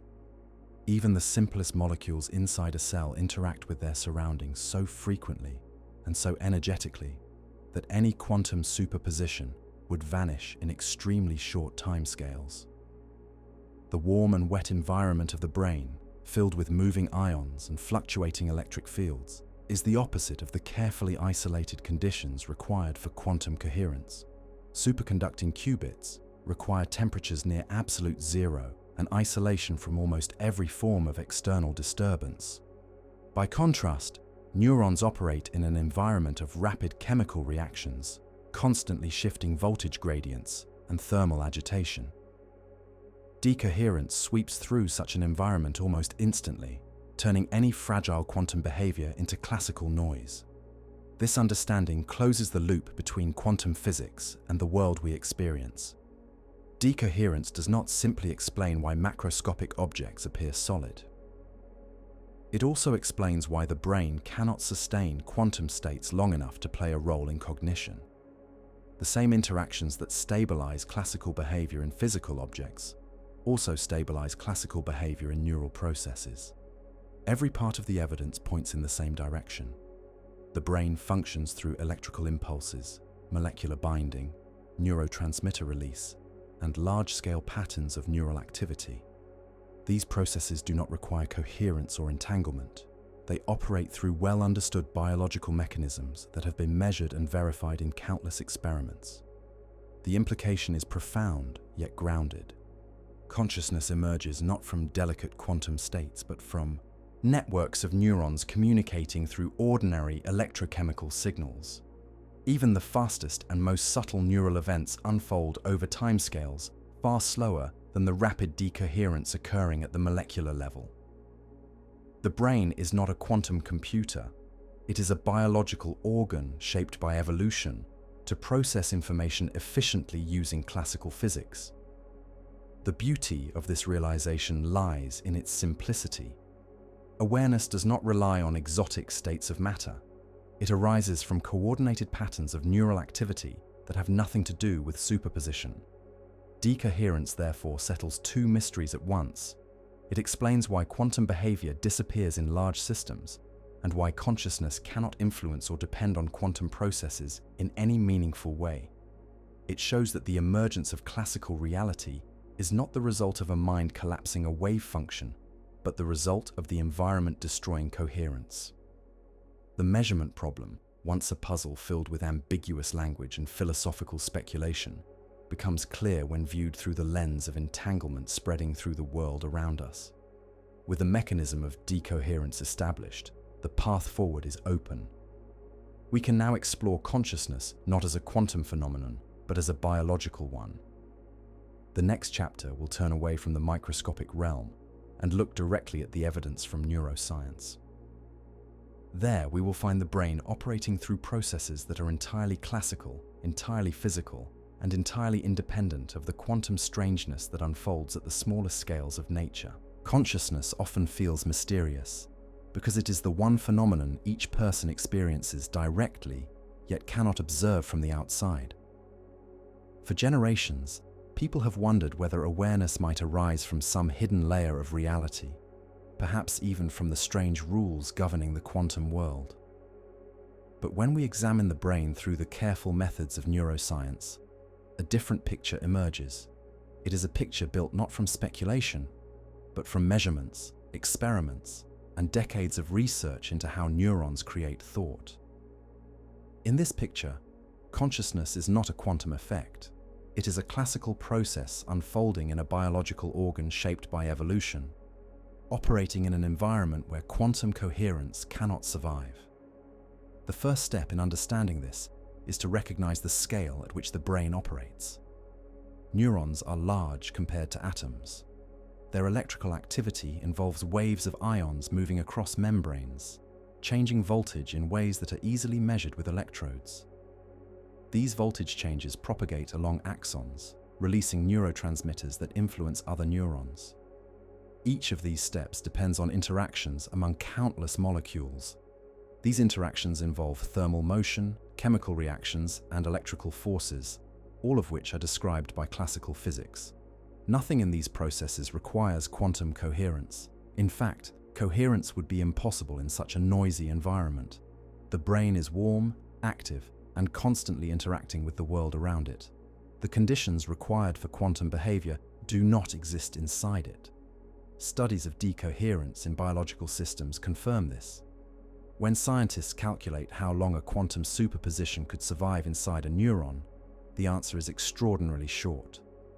Interactions with surrounding molecules destroy coherence in times far smaller than the timescales of neural activity. A neuron takes many thousandths of a second to fire. Decoherence in the warm environment of the brain happens in times so brief that they would be effectively zero on the scale of thought. Before a neuron even begins to build up the voltage needed to send a signal, any quantum state that might have existed inside it would already have vanished. This understanding aligns with everything we know about how the brain processes information. Neural signals are not fragile and delicate. They are robust and stable, shaped by chemical gradients, ion channels, and the physical structure of networks. A single neuron may receive input from many thousands of others, combining signals through classical electrical and chemical processes. These interactions create patterns of activity that move across networks, forming the dynamic structures associated with perception, memory, and decision-making. None of these patterns require superposition. None require entanglement. None require coherence. They are emergent properties of large-scale systems acting through classical physics. One of the most influential scientific models of consciousness is the global workspace theory. This theory proposes that consciousness arises when information becomes widely available to many different cognitive systems at once. When neural activity enters this workspace, it is broadcast to multiple regions of the brain that handle memory, language, planning, and attention. This broadcast is not quantum. It is a large-scale synchronization of classical signals measured through patterns of neural firing and oscillations, detectable with electrodes and brain imaging tools. The theory does not rely on any phenomena that require temperatures near absolute zero or strict isolation from the environment. It relies on the ability of neurons to communicate efficiently and rapidly through networks. Another model, known as the integrated information theory, attempts to measure how much a system is unified in its processing. It seeks to describe why some neural patterns correspond to conscious awareness while others do not. Whether or not every aspect of this theory holds up under scrutiny, none of its components require quantum effects. It describes consciousness as an emergent feature of systems that integrate information in complex and structured ways. The theory has generated intense debate, but the debate revolves around classical computation, not quantum coherence. The brain does not need to behave like a quantum computer to unify information. It relies on synapses, action potentials, and network connectivity. The evidence for classical neural processing extends far beyond theory. When scientists record neural activity during perception, they observe patterns that match classical predictions. When they stimulate the brain electrically, they can alter or evoke specific experiences. When parts of the brain are damaged, specific functions change or disappear. These observations reveal a system that operates through physical structures, chemical messengers, and electrical currents. Every part of this behavior follows the rules of classical physics. Quantum effects play no measurable role. The brain does not depend on coherent quantum states because such states cannot survive in the biological environment. This does not reduce the wonder of consciousness. If anything, it deepens it. Awareness emerges not from exotic physics, but from the remarkable complexity of neural networks. The brain can form memories, imagine futures, experience emotions, and model the world with a richness far beyond any machine built by humans. It achieves this through mechanisms that can be studied, measured, and understood. The mystery lies not in unknown physics, but in the extraordinary ways biological processes give rise to subjective experience. With this understanding, we can now examine why some scientists once wondered whether quantum mechanics might play a role in consciousness, and why those ideas have not been supported by experimental evidence. The next chapter explores these laws, quantum mind hypotheses, their origins, and the reasons they do not align with what we know about physics or neuroscience. The idea that consciousness might depend on quantum effects appealed to some researchers because the brain seemed too mysterious to be explained by ordinary biology alone. The leap from electrical signals to subjective experience felt so vast that some wondered whether an unknown physical mechanism might bridge the gap. This curiosity was understandable. The early years of quantum mechanics revealed a world so strange and counterintuitive that it seemed capable of hosting secrets still undiscovered.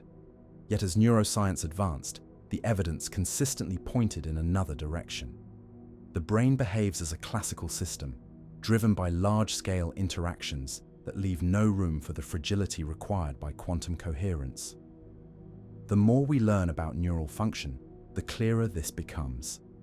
Neural signals arise from the flow of ions across membranes, a process governed by thermal agitation and chemical gradients.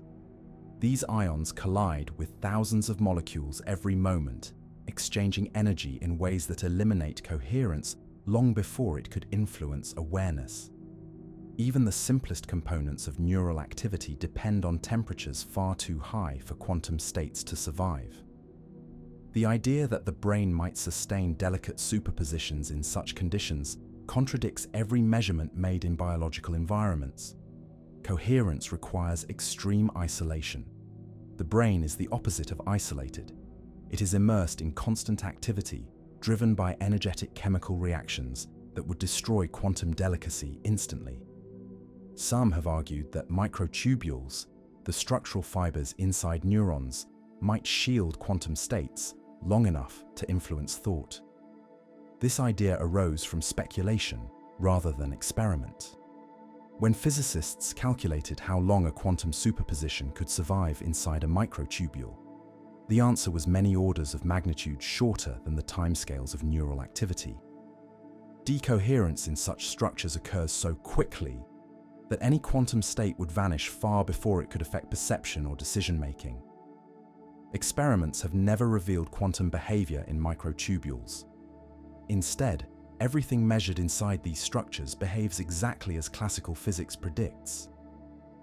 The appeal of quantum explanations often rests on the assumption that classical mechanisms cannot account for the complexity of consciousness. But complexity does not require quantum effects. Weather systems, ecosystems, and even large-scale computational networks generate patterns far beyond the behavior of their individual components. The brain is no different. It contains billions of neurons forming trillions of connections, and the interactions among these networks create emergent patterns that cannot be understood by looking at a single neuron in isolation. These patterns are classical, yet rich enough to give rise to memory, imagination, emotion, and awareness. Much of the evidence for classical consciousness comes from direct observation of the brain. Techniques like functional imaging reveal networks that activate during thought, attention, and self-awareness. Electrical recordings show synchronized rhythms that correlate with conscious states. When specific regions are stimulated, perceptions change. When regions are damaged, capacities vanish. These changes align with the structure of neural networks, not with quantum effects. If consciousness depended on fragile quantum states, it would collapse under the slightest disturbance. Yet the brain remains stable, even when flooded with sensory input or undergoing intense activity. The robustness of consciousness is further evidence that it does not rely on quantum coherence. Quantum states are easily disrupted, but neural processes endure despite noise, fluctuations, and constant biochemical motion. This endurance is possible because the brain uses redundancy, feedback, and distributed processing to maintain function. These mechanisms are entirely classical. They create a system capable of forming stable experiences from unstable internal and external conditions. This fits what we observe in neuroscience. It does not fit the requirements of quantum mechanics. Although these findings close the door on quantum explanations for consciousness, they open richer questions about how the brain constructs subjective experience. They invite exploration into how neural systems integrate information, how attention shapes awareness, and how patterns of firing correspond to the inner life of the mind.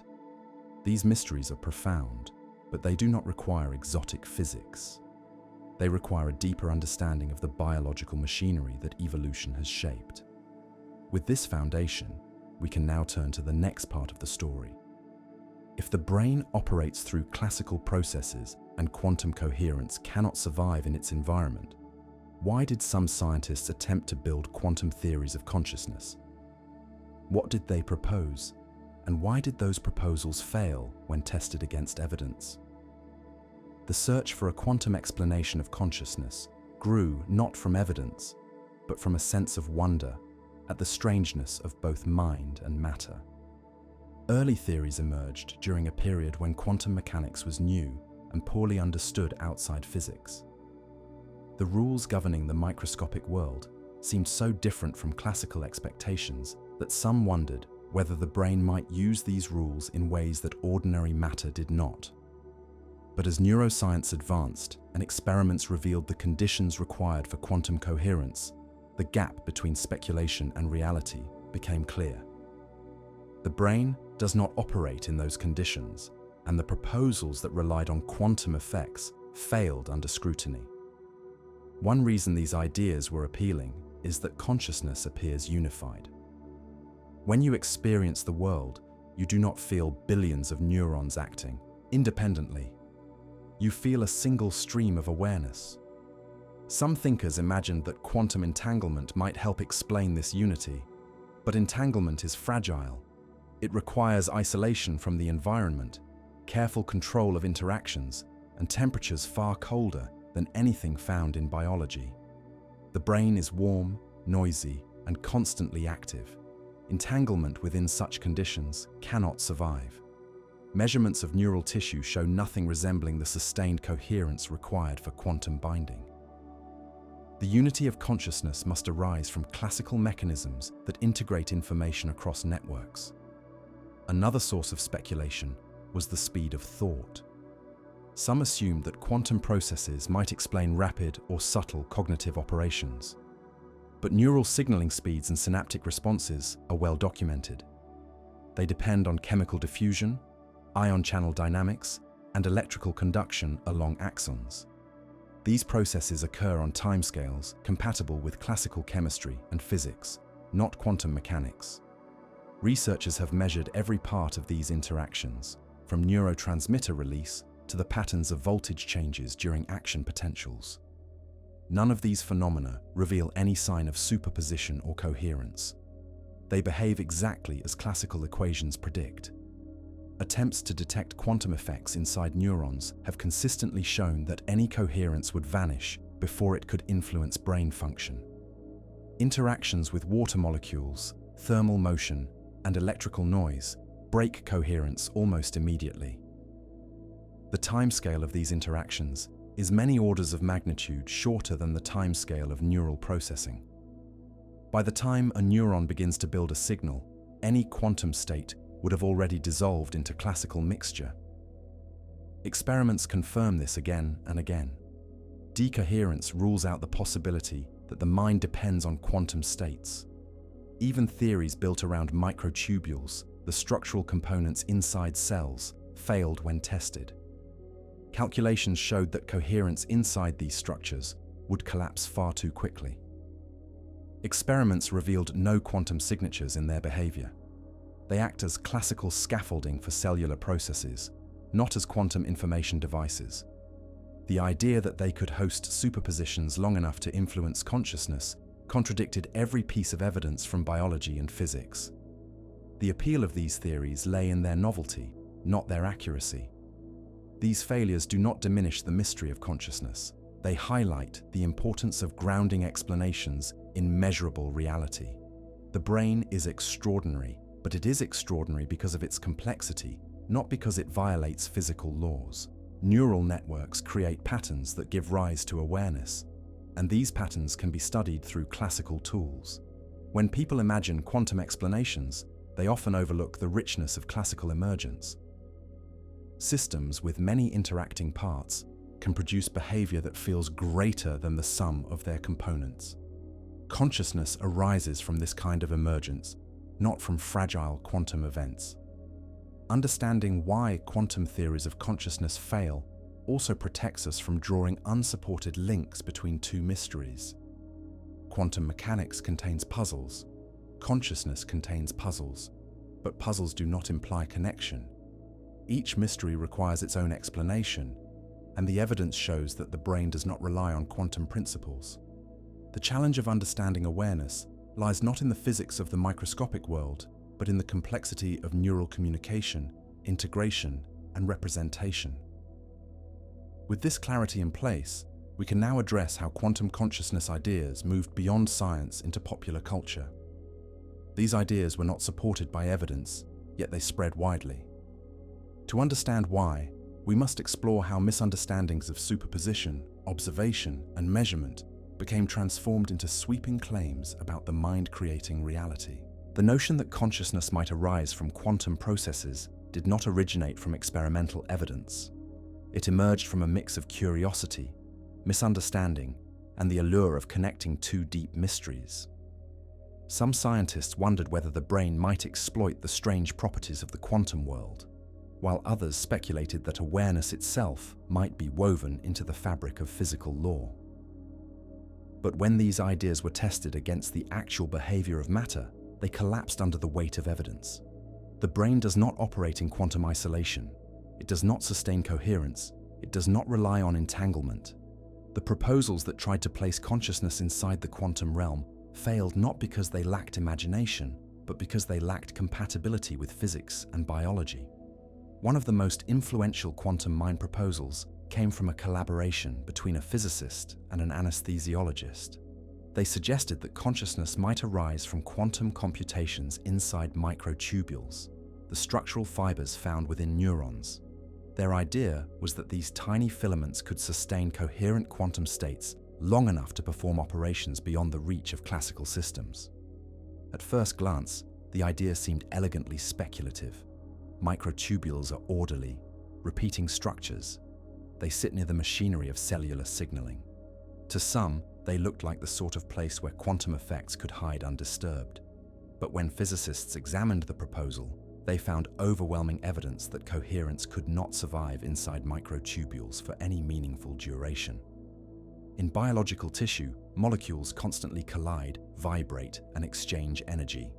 The thermal environment destroys coherence rapidly, far faster than the timescales required for thought or perception. Calculations showed that any quantum state inside a microtubule would decohere in time so short that they approach absolute limits of physical measurement. By the time a neuron fired or received input, any superposition would have vanished long before it could influence anything. The brain conditions that the theory required simply did not exist. The environment was too warm, too noisy, and too active. The proposal failed because biology contradicts it at every level. Another argument sometimes raised in support of quantum consciousness was the richness of subjective experience. The mind seems capable of producing symbol, meaning, imagination, and self-awareness all at once.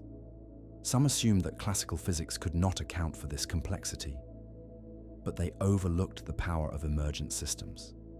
Classical networks with billions of interacting units can generate behavior far more complex than their individual components suggest.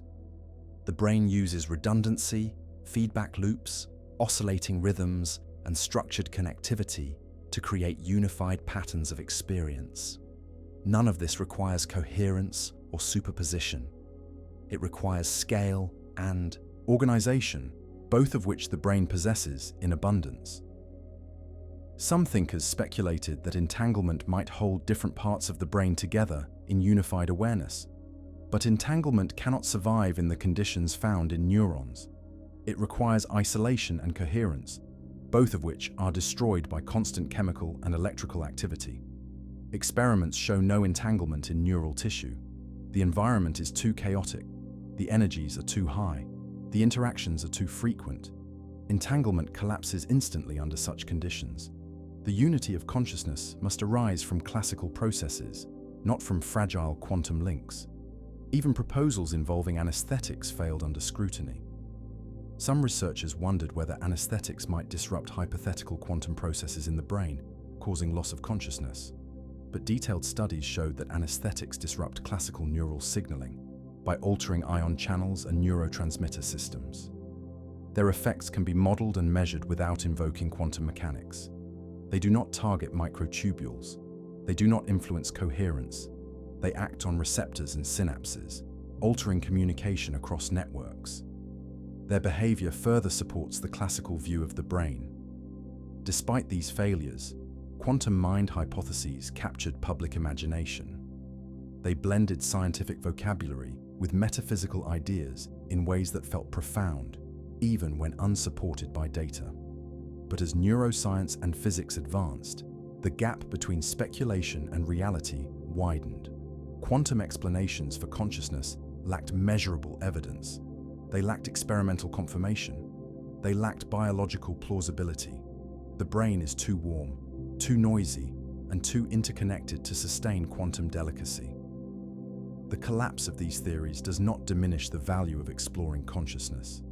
It highlights the need for explanations grounded in evidence. The brain is extraordinary because of its complexity, not because it defies physics. Understanding consciousness requires studying how neural networks integrate information and produce subjective experience. It does not require invoking quantum effects that cannot survive inside biological systems. The story does not end here. Although quantum consciousness theories failed scientifically, they found new life outside the laboratory. Ideas that lacked evidence were repeated in books, films, and popular science writing. Claims that the mind creates reality, or that thoughts influence particles, spread widely. These claims were not based on experiments. They were misunderstandings born from early terminology, stretched into speculation. The rise of quantum consciousness theories outside the scientific community shows how easily complex ideas can drift away from their original meaning. When quantum mechanics first emerged, its language was unfamiliar, and its implications were difficult to translate into everyday terms. Words like state, observation, and probability carried precise mathematical definitions, but they also carried ordinary meanings that did not apply to the microscopic world. As these words entered popular writing, their scientific meanings became blurred. People began to connect ideas that physicists had never linked, imagining that the mysteries of the mind and the mysteries of the quantum world must share a hidden relationship. This imaginative leap appealed to intuition, but it lacked grounding in evidence. One factor in the spread of these ideas was the puzzling nature of quantum mechanics itself. Superposition and entanglement are hard to visualize. They challenge traditional notions of location, identity, and causality. Because they defy classical intuition, they seem to offer room for new interpretations. When early physicists struggled to express these concepts, their analogies often sounded mysterious. Schrödinger's cat, for example, was meant to show the absurdity of applying quantum rules to large objects. But people unfamiliar with the context interpreted it as a literal claim rather than a thought experiment. They believed the metaphor described a real condition, when in fact it was intended to illustrate a conceptual tension. Popular media amplified this confusion. Books and documentaries often blended legitimate scientific ideas with speculation, presenting them as if they carried equal weight.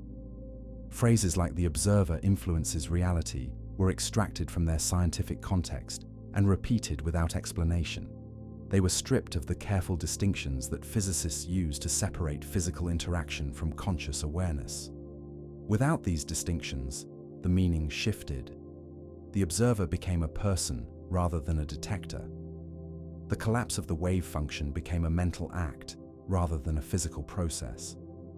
These distortions shaped public perception, even though they had no grounding in experiments. Some writers went further, claiming that thoughts could influence the behavior of particles, or that human intention could shape physical outcomes. These claims emerged not from evidence, but from misreading scientific vocabulary. The idea that the mind creates reality is not supported by any experiment in quantum mechanics. Measurements performed with automated detectors produce the same outcomes whether or not a person watches them. Interference patterns disappear or remain based on whether information is physically accessible in the environment, not whether anyone is aware of it. These findings clearly show that consciousness plays no role in the behavior of quantum systems.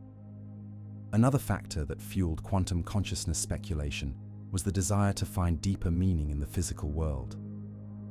Quantum mechanics is undeniably strange, and strangeness invites interpretation. The human mind naturally seeks connections between mysteries. It is tempting to believe that quantum weirdness and the subjective nature of consciousness might be linked.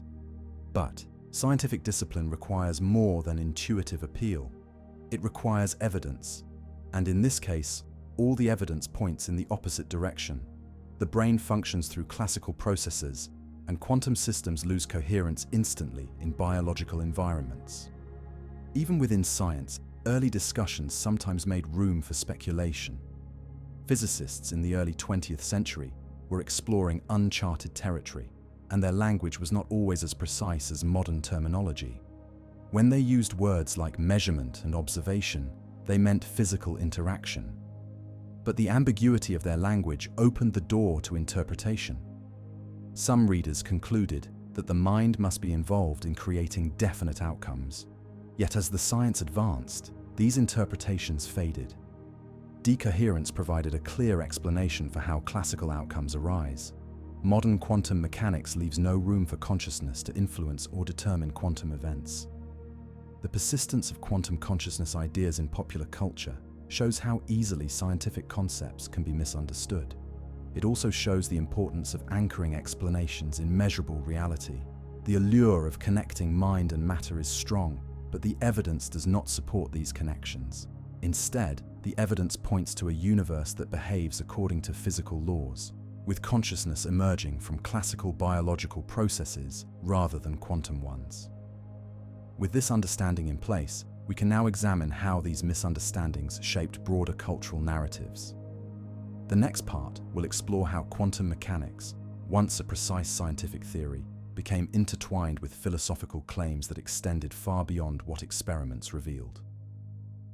As the scientific community moved on from quantum consciousness theories, popular culture moved in the opposite direction. Ideas that physicists had discarded found new momentum in books that blended science with spirituality. Films portrayed quantum mechanics as a gateway to hidden powers. Articles claimed that human intention could influence particles or shape events at a distance. These claims resonated because they offered a sense of agency in a universe that often feels indifferent. But they were not grounded in evidence. They emerged from misunderstandings of the observer problem and from metaphors taken out of their scientific context. To understand how these ideas spread, we must look closely at the pattern of misinterpretation that carried quantum concepts into the realm of pseudoscience. Many of these misunderstandings began with the double-slit experiment. The interference pattern produced when particles pass through two openings is one of the clearest demonstrations of superposition. But explaining this pattern in ordinary language is difficult. Some popular accounts describe the pattern as if particles knew they were being watched, or as if awareness of the experiment changed the outcome. These descriptions were metaphors meant to capture how observations disrupt coherence. But outside of physics, the metaphors were taken literally. People believed that consciousness was altering physical behavior, when in reality, it was the measuring apparatus that interacted with the system. The disappearance of interference occurs whether or not a person is present. Another source of confusion came from the phrase collapse of the wave function. In the early days of quantum mechanics, physicists used this phrase to describe how a system transitions from a superposition to a definite outcome. The phrase suggested a sudden event with no clear mechanism. People unfamiliar with decoherence assumed that the collapse must be triggered by awareness. In truth, the collapse is simply a mathematical update reflecting the physical loss of coherence. Experiments show that this loss occurs when information becomes available in the environment, not when someone interprets the information. Popular works seized upon these ambiguities and expanded them into sweeping claims. Some books suggested that consciousness creates reality. Others implied that thoughts can influence quantum systems across great distances. Still others argued that intention can collapse wave functions. These ideas grew from misunderstandings of terminology and from the desire to find meaning in a complex and indifferent universe. But none of them are supported by evidence. No experiment has ever shown that consciousness alters quantum outcomes. The behavior of particles is governed by physical interactions, not by human attention. Misinterpretations also arose when authors attempted to blend quantum mechanics with ancient philosophical traditions. They drew parallels between quantum uncertainty and mystical ideas about perception, or between entanglement and spiritual notions of interconnectedness. These parallels were metaphorical, not scientific, yet they created the appearance of a link between quantum physics and consciousness. Over time, these metaphors solidified into claims. People began to believe that quantum mechanics validated ancient teachings about the mind, but the parallels were superficial. Quantum mechanics describes the behavior of particles at tiny scales. It does not describe thoughts, feelings, or subjective experience. The rise of pseudoscientific quantum claims also benefited from the public fascination with uncertainty. Classical physics presents a deterministic picture of the universe. Quantum mechanics introduces inherent unpredictability. Some interpreted this unpredictability as freedom for consciousness to intervene. But this interpretation misunderstands the nature of quantum uncertainty. The uncertainty arises from the mathematical structure of wave functions and the physical process of measurement. It does not provide room for awareness to influence outcomes. The randomness observed in quantum events has no connection to subjective experience. Despite the lack of evidence, the idea of quantum consciousness persists because it offers a compelling narrative. It blends scientific terminology with a sense of wonder. It promises hidden meaning and personal power.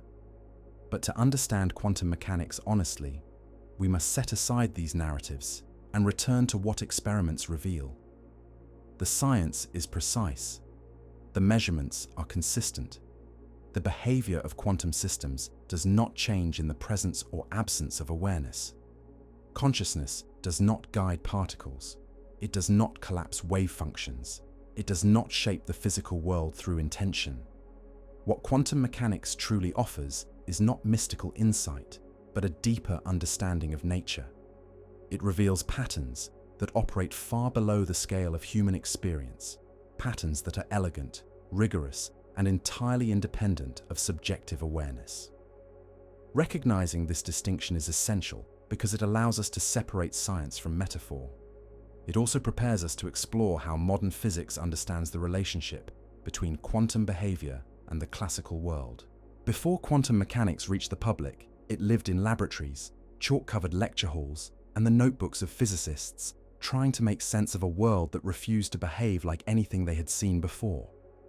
But as soon as its strange vocabulary escaped the scientific community, something unusual happened.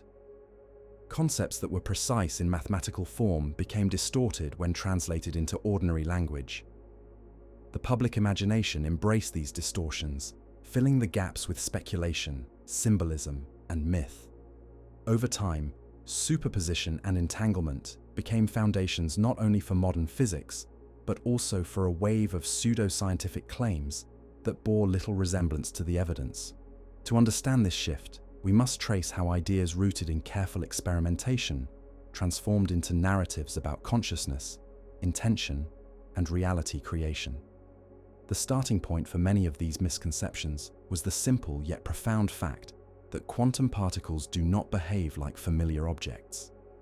They can exist in superpositions, interfere with themselves, and become entangled with one another in ways that defy classical intuition. These behaviors are real, measurable, and firmly grounded in experiment. Yet they do not resemble anything in ordinary life. Humans do not walk through two doors at once. We do not appear in multiple places simultaneously. We do not feel ourselves merging with distant objects.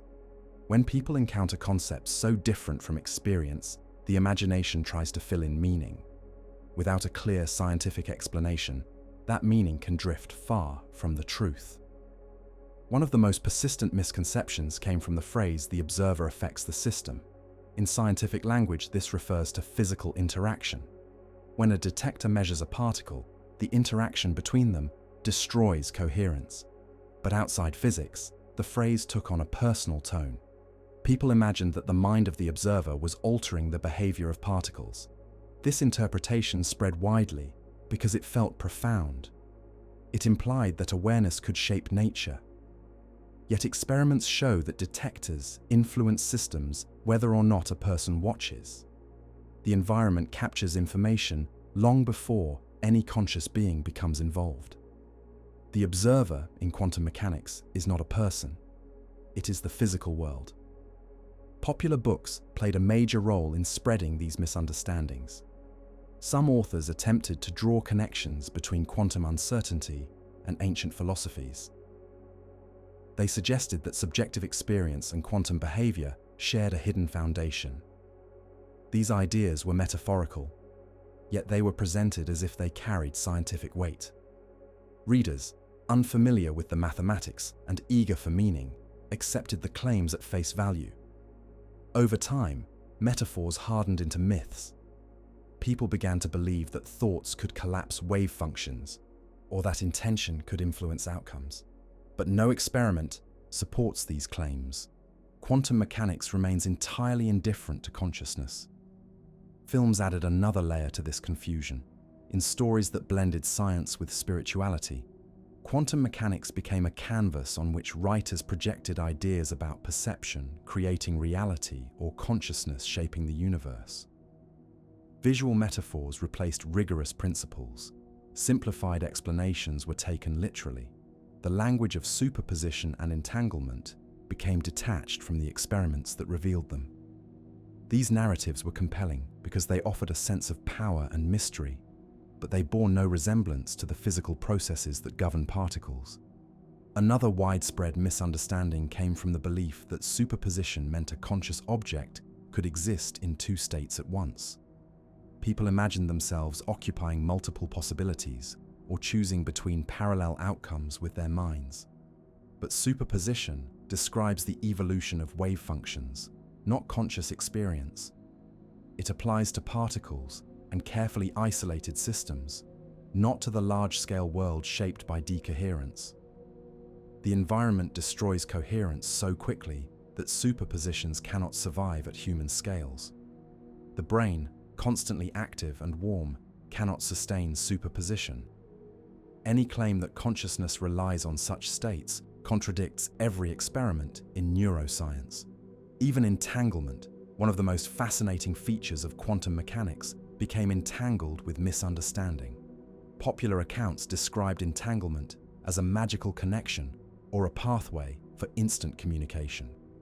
In truth, entangled particles share mathematical relationships that persist when they are separated, but these relationships cannot be used to send signals or transfer information faster than light.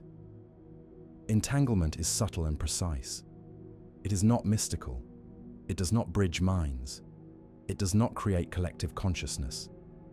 It is a physical correlation governed by strict mathematical rules. The persistence of these misunderstandings reflects a deeper pattern. Quantum mechanics challenges intuition, and when intuition fails, people often reach for symbolism. They use scientific language to express ideas about meaning, connection, and inner experience. But when these symbolic interpretations are mistaken for scientific truth, pseudoscience grows. Claims that thoughts influence particles or that reality responds to intention undermine the careful work of physicists. They replace measurement with metaphor. Understanding how these myths formed allows us to move beyond them. Quantum mechanics does not reveal a universe shaped by consciousness. It reveals a universe governed by physical laws that are subtle, precise, and indifferent to awareness. The mysteries of the quantum world are real, but they do not imply mystical forces. They show that nature behaves in ways that defy classical intuition, yet remain anchored in evidence. With the foundations clarified, we are now ready to examine how modern physics views the relationship between superposition, measurement, and the classical world. The next chapter will explore the scientific consensus that emerges when we set aside metaphor and focus on the results of experiments. As quantum ideas spread through popular culture, another kind of misunderstanding emerged, one that blurred the boundary between metaphor and mechanism. People began to treat the language of quantum mechanics as if it described personal experience rather than physical processes. Words like uncertainty and entanglement gained symbolic meaning. Uncertainty became a metaphor for emotional openness. Entanglement became a metaphor for relationships. These metaphors were poetic, but problems arose when they were mistaken for scientific descriptions. Once metaphors were taken literally, claims began to appear that had no grounding in data. People believed that thoughts could influence probabilities, or that shared intention could create entanglement across minds. None of these claims were supported by experiment, yet they spread because they resonated with intuitive beliefs about connection and meaning. One of the strongest examples of this drift came from interpretations of randomness in quantum mechanics. Because quantum events can be inherently unpredictable, some writers claimed that awareness might guide those outcomes. They imagined consciousness selecting among possibilities, collapsing wave functions according to intention. But experiments performed with automated systems show that outcomes follow statistical patterns independent of observers. Detectors record results whether people watch them or not. The unpredictability of quantum mechanics arises from its mathematical structure, not from the influence of the mind. The universe does not bend according to awareness. It follows the rules encoded in the wave function and the interaction with the environment. Another idea that gained traction in popular culture was the notion that reality is created by perception. This idea emerged from misusing language that originally described the role of measurement in quantum mechanics. When early physicists said that an unmeasured property does not have a definite value, they meant that the wave function does not assign a single outcome until an interaction occurs. They were not claiming that the world does not exist until someone observes it. The moon does not appear because someone looks at it. It reflects light and obeys gravity whether or not anyone pays attention. The misunderstanding arose from interpreting measurement as a mental activity rather than a physical event. Once this confusion entered popular writing, it spread rapidly. The fascination with participatory reality also encouraged claims that thoughts could influence events at the quantum level. These claims often cited experiments with random number generators or interference patterns, but none of those experiments withstood controlled testing. Randomness remained random. Interference depended only on physical setup. No consistent effect of consciousness was ever found. Yet the idea persisted because it offered a sense of personal power in a complex world. It suggested that the universe responded to intention. But physics offers no support for this view. Quantum events unfold according to mathematical laws that operate independently of awareness. Another misconception took root in discussions of non-locality. Because entangled particles show correlations at great distances, some writers suggested that minds might be connected through similar non-local links. But entanglement does not allow communication. It does not transmit thought. It does not bind minds across space. Entanglement describes mathematical correlations created when particles share a common history, and these correlations cannot be used to send information or influence distant systems. The idea that awareness might exploit non-locality mistakes the meaning of correlation for the meaning of causation. Experiments confirm that quantum non-locality does not grant any form of mental or mystical connection. Even the word energy became a source of confusion. In physics, energy is a precisely defined quantity related to motion, fields, and interactions. In popular culture, the word energy often refers to emotional states, personal presence, or spiritual forces. When people speak of raising energy or aligning energy, they are describing feelings and beliefs. But when this language is mixed with quantum terminology, it creates the illusion that emotional experiences have a physical effect on particles. No experiment supports this idea. Energy in quantum mechanics is measurable, quantifiable, and governed by strict equations. It is not altered by thoughts or feelings. The spread of these misunderstandings highlights the importance of distinguishing between metaphor and mechanism. Quantum mechanics contains concepts that challenge intuition, but those concepts remain grounded in the physical world. Superposition, entanglement, and decoherence describe how particles behave under specific conditions. They do not describe human experience or subjective states. When these scientific ideas are applied metaphorically, they can enrich storytelling or philosophical reflection. But when the metaphors are mistaken for scientific claims, confusion arises.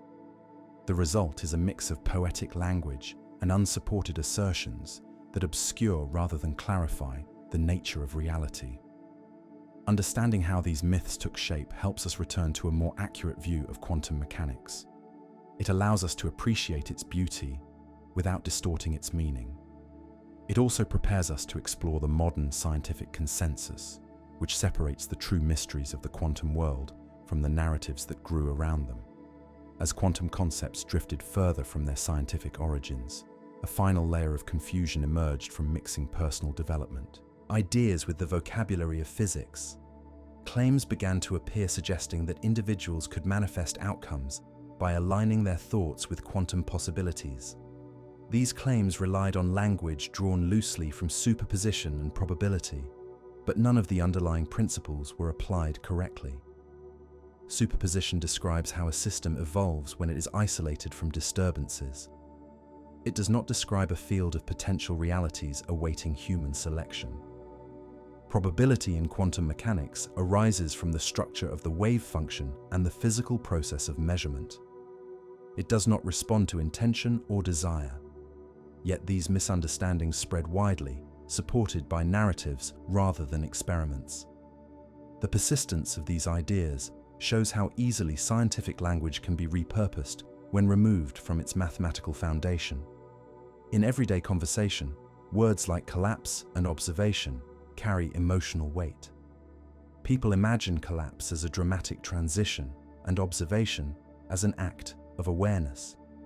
But in the context of quantum mechanics, these words have precise definitions. Collapse refers to the change in the mathematical description after an interaction. Observation refers to the recording of information by a detector or apparatus. When these meanings are forgotten, metaphors transform into false claims. The wave function does not wait for a mind. It responds to physical interaction. Another popular misunderstanding involves the belief that uncertainty in quantum mechanics extends into large-scale human experience. People often say that uncertainty means reality is fundamentally open, or that consciousness determines which path the world will follow. But quantum uncertainty is not freedom or choice. It is a property of wave functions describing microscopic systems that lose coherence almost instantly when interacting with the environment. The world we move through is shaped by classical physics because decoherence washes out quantum behavior at macroscopic scales. The uncertainty that exists at the level of electrons and photons does not influence the outcome of personal events or decisions. These misunderstandings became so widespread that they started to overshadow the actual beauty of quantum mechanics. The true mystery lies not in mystical interpretations, but in the elegance of the mathematical structure itself. Superposition allows systems to explore many possible evolutions until interaction narrows them to one. Entanglement reveals deep correlations between systems with shared histories. Decoherence explains why the classical world appears stable despite its quantum foundation. These ideas are profound, but they do not require consciousness to play a role. They show a universe that operates according to rules independent of human experience. Recognizing this distinction is essential because it allows us to appreciate the genuine puzzles still present in quantum mechanics. There are open questions about the interpretation of the wave function, about how information behaves in extreme environments, and about the unification of quantum theory with gravity. None of these questions involve consciousness, yet they remain some of the deepest mysteries in science. When pseudoscientific claims dominate public understanding, they distract from these real challenges. They replace careful inquiry with stories that feel meaningful but lack explanatory power. The spread of quantum myths also reveals something about human nature. When ideas are unfamiliar or difficult, people often reach for narratives that provide comfort or empowerment. Quantum mechanics is difficult. Consciousness is mysterious. It is tempting to connect the two. But science progresses by separating what is measurable from what is not, and by testing claims against reality rather than intuition. The evidence shows that consciousness arises from classical neural processes, while quantum mechanics governs the behavior of microscopic systems. These domains operate at different scales and under different conditions. They do not merge in the way popular stories suggest. Understanding how superposition entered pop culture and pseudoscience allows us to correct these misconceptions. It also prepares us to explore what physicists actually believe today. Modern research offers a clear picture of how superposition, entanglement, and decoherence fit into the broader framework of quantum mechanics. It reveals a consensus grounded in decades of experiment rather than speculation. And it shows why consciousness does not appear anywhere in the equations that describe the quantum world. Across the entire landscape of modern physics, from quantum laboratories chilled almost to absolute zero, to telescopes studying galaxies billions of years away, a single conclusion emerges with remarkable consistency. Superposition is real. Decoherence is real. Entanglement is real. But none of these phenomena require consciousness to play any role. The universe behaves according to laws that remain unchanged whether a mind is watching or not. This is not an assumption. It is the result of countless experiments repeated across decades, each one revealing the same quiet and decisive truth. Physicists studying measurement no longer use the loose terminology that once caused confusion. They speak of detectors gathering information, of apparatuses becoming entangled with the systems they probe, of environments absorbing clues that erase coherence long before anyone sees the result. In this framework, the observer is simply the physical world recording a definite outcome. A photon striking a detector in an empty room leaves the same trace as a photon striking a detector in a crowded laboratory. The presence or absence of awareness is irrelevant. The interaction itself determines the result. Even when physicists disagree about the deepest interpretation of quantum mechanics, their disagreements never involve consciousness. In the many worlds picture, the wave function evolves smoothly with no collapse, branching whenever information becomes classical. In the Copenhagen view, outcomes become definite once they are recorded by a device. In objective collapse models, certain physical conditions cause superpositions to vanish spontaneously. In quantum Bayesian views, measurement is an update in knowledge rather than a special physical event. These perspectives differ in philosophy, but none introduce the mind as a necessary ingredient. The consensus also arises from the technologies that depend on quantum principles. Lasers do not rely on awareness to emit light. Superconducting qubits do not wait for observers before entering superposition. Entangled photons measured by automated equipment exhibit the same correlations as those measured by human researchers. Quantum randomness remains random whether anyone watches. Nature operates according to its own rules. This clarity does not diminish the wonder of quantum mechanics. It strengthens it. It reveals a universe that does not depend on perception, yet remains filled with structures more elegant and mysterious than imagination alone could summon. And understanding this allows us to face a deeper question. If consciousness does not come from quantum processes, then what exactly remains unknown in each field?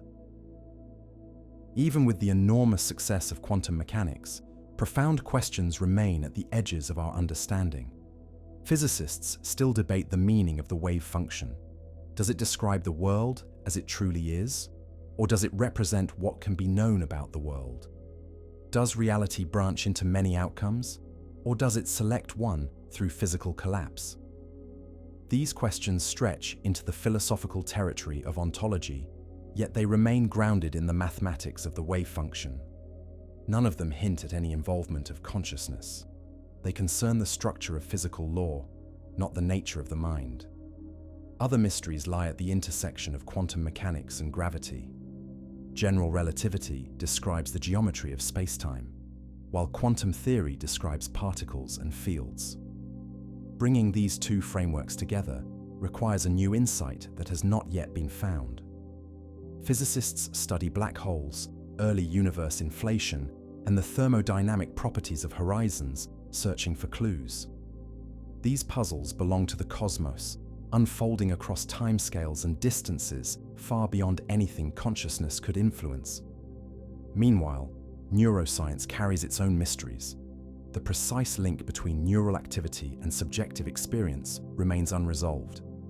Scientists can measure electrical patterns that correlate with awareness, and they can map networks that integrate information across the brain, yet the feeling of experience itself remains difficult to describe in purely mechanistic terms. But the absence of a full explanation does not point toward quantum processes. Every measurement inside the brain reveals classical physics at work. Neurons fire through ion channels. Signals travel through chemical exchanges. Decoherence wipes out quantum effects long before they could influence thought. Both fields contain mysteries, but these mysteries belong to different realms. The puzzles of quantum mechanics arise from mathematical structures and extreme physical conditions. The puzzles of consciousness arise from biological complexity and emergent network dynamics. They do not converge. They do not point toward each other. They advance on separate paths. And when we follow the evidence instead of the allure of speculation, we see that the universe holds more than one kind of mystery, each demanding its own kind of clarity. This understanding prepares us for the closing chapter, where the final reflections bring together everything superposition truly teaches us about reality and what it does not. There is a moment late at night when the world grows quiet and the mind begins to drift toward deeper questions. Why does the universe exist in the form we see? Why does matter follow rules so strange that they defy every instinct shaped by daily life?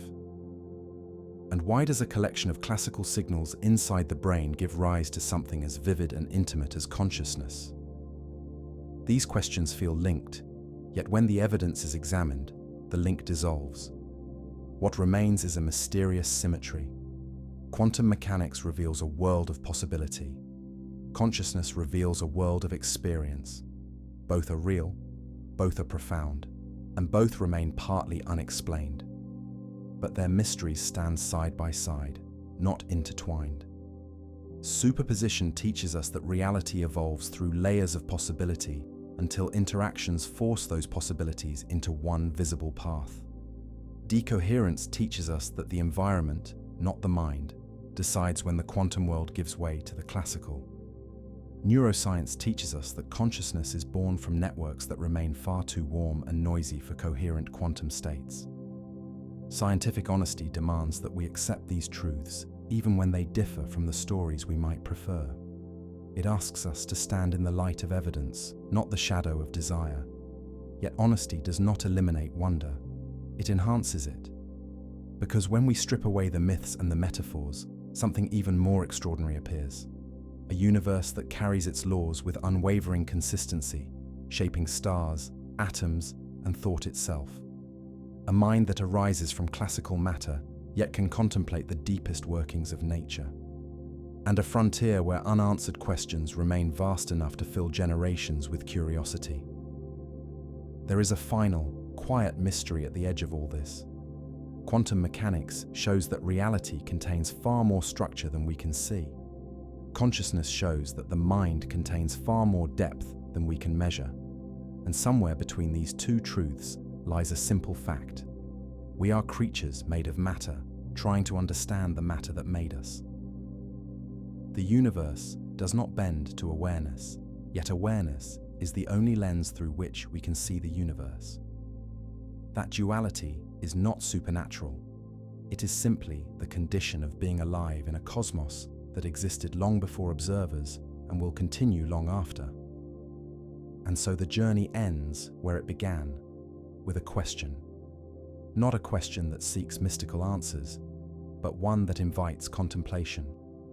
If reality is built from overlapping possibilities and consciousness is built from overlapping memories, then what other hidden structures might lie beneath the world we have yet to understand? Science will uncover some of them. Others may remain distant for centuries.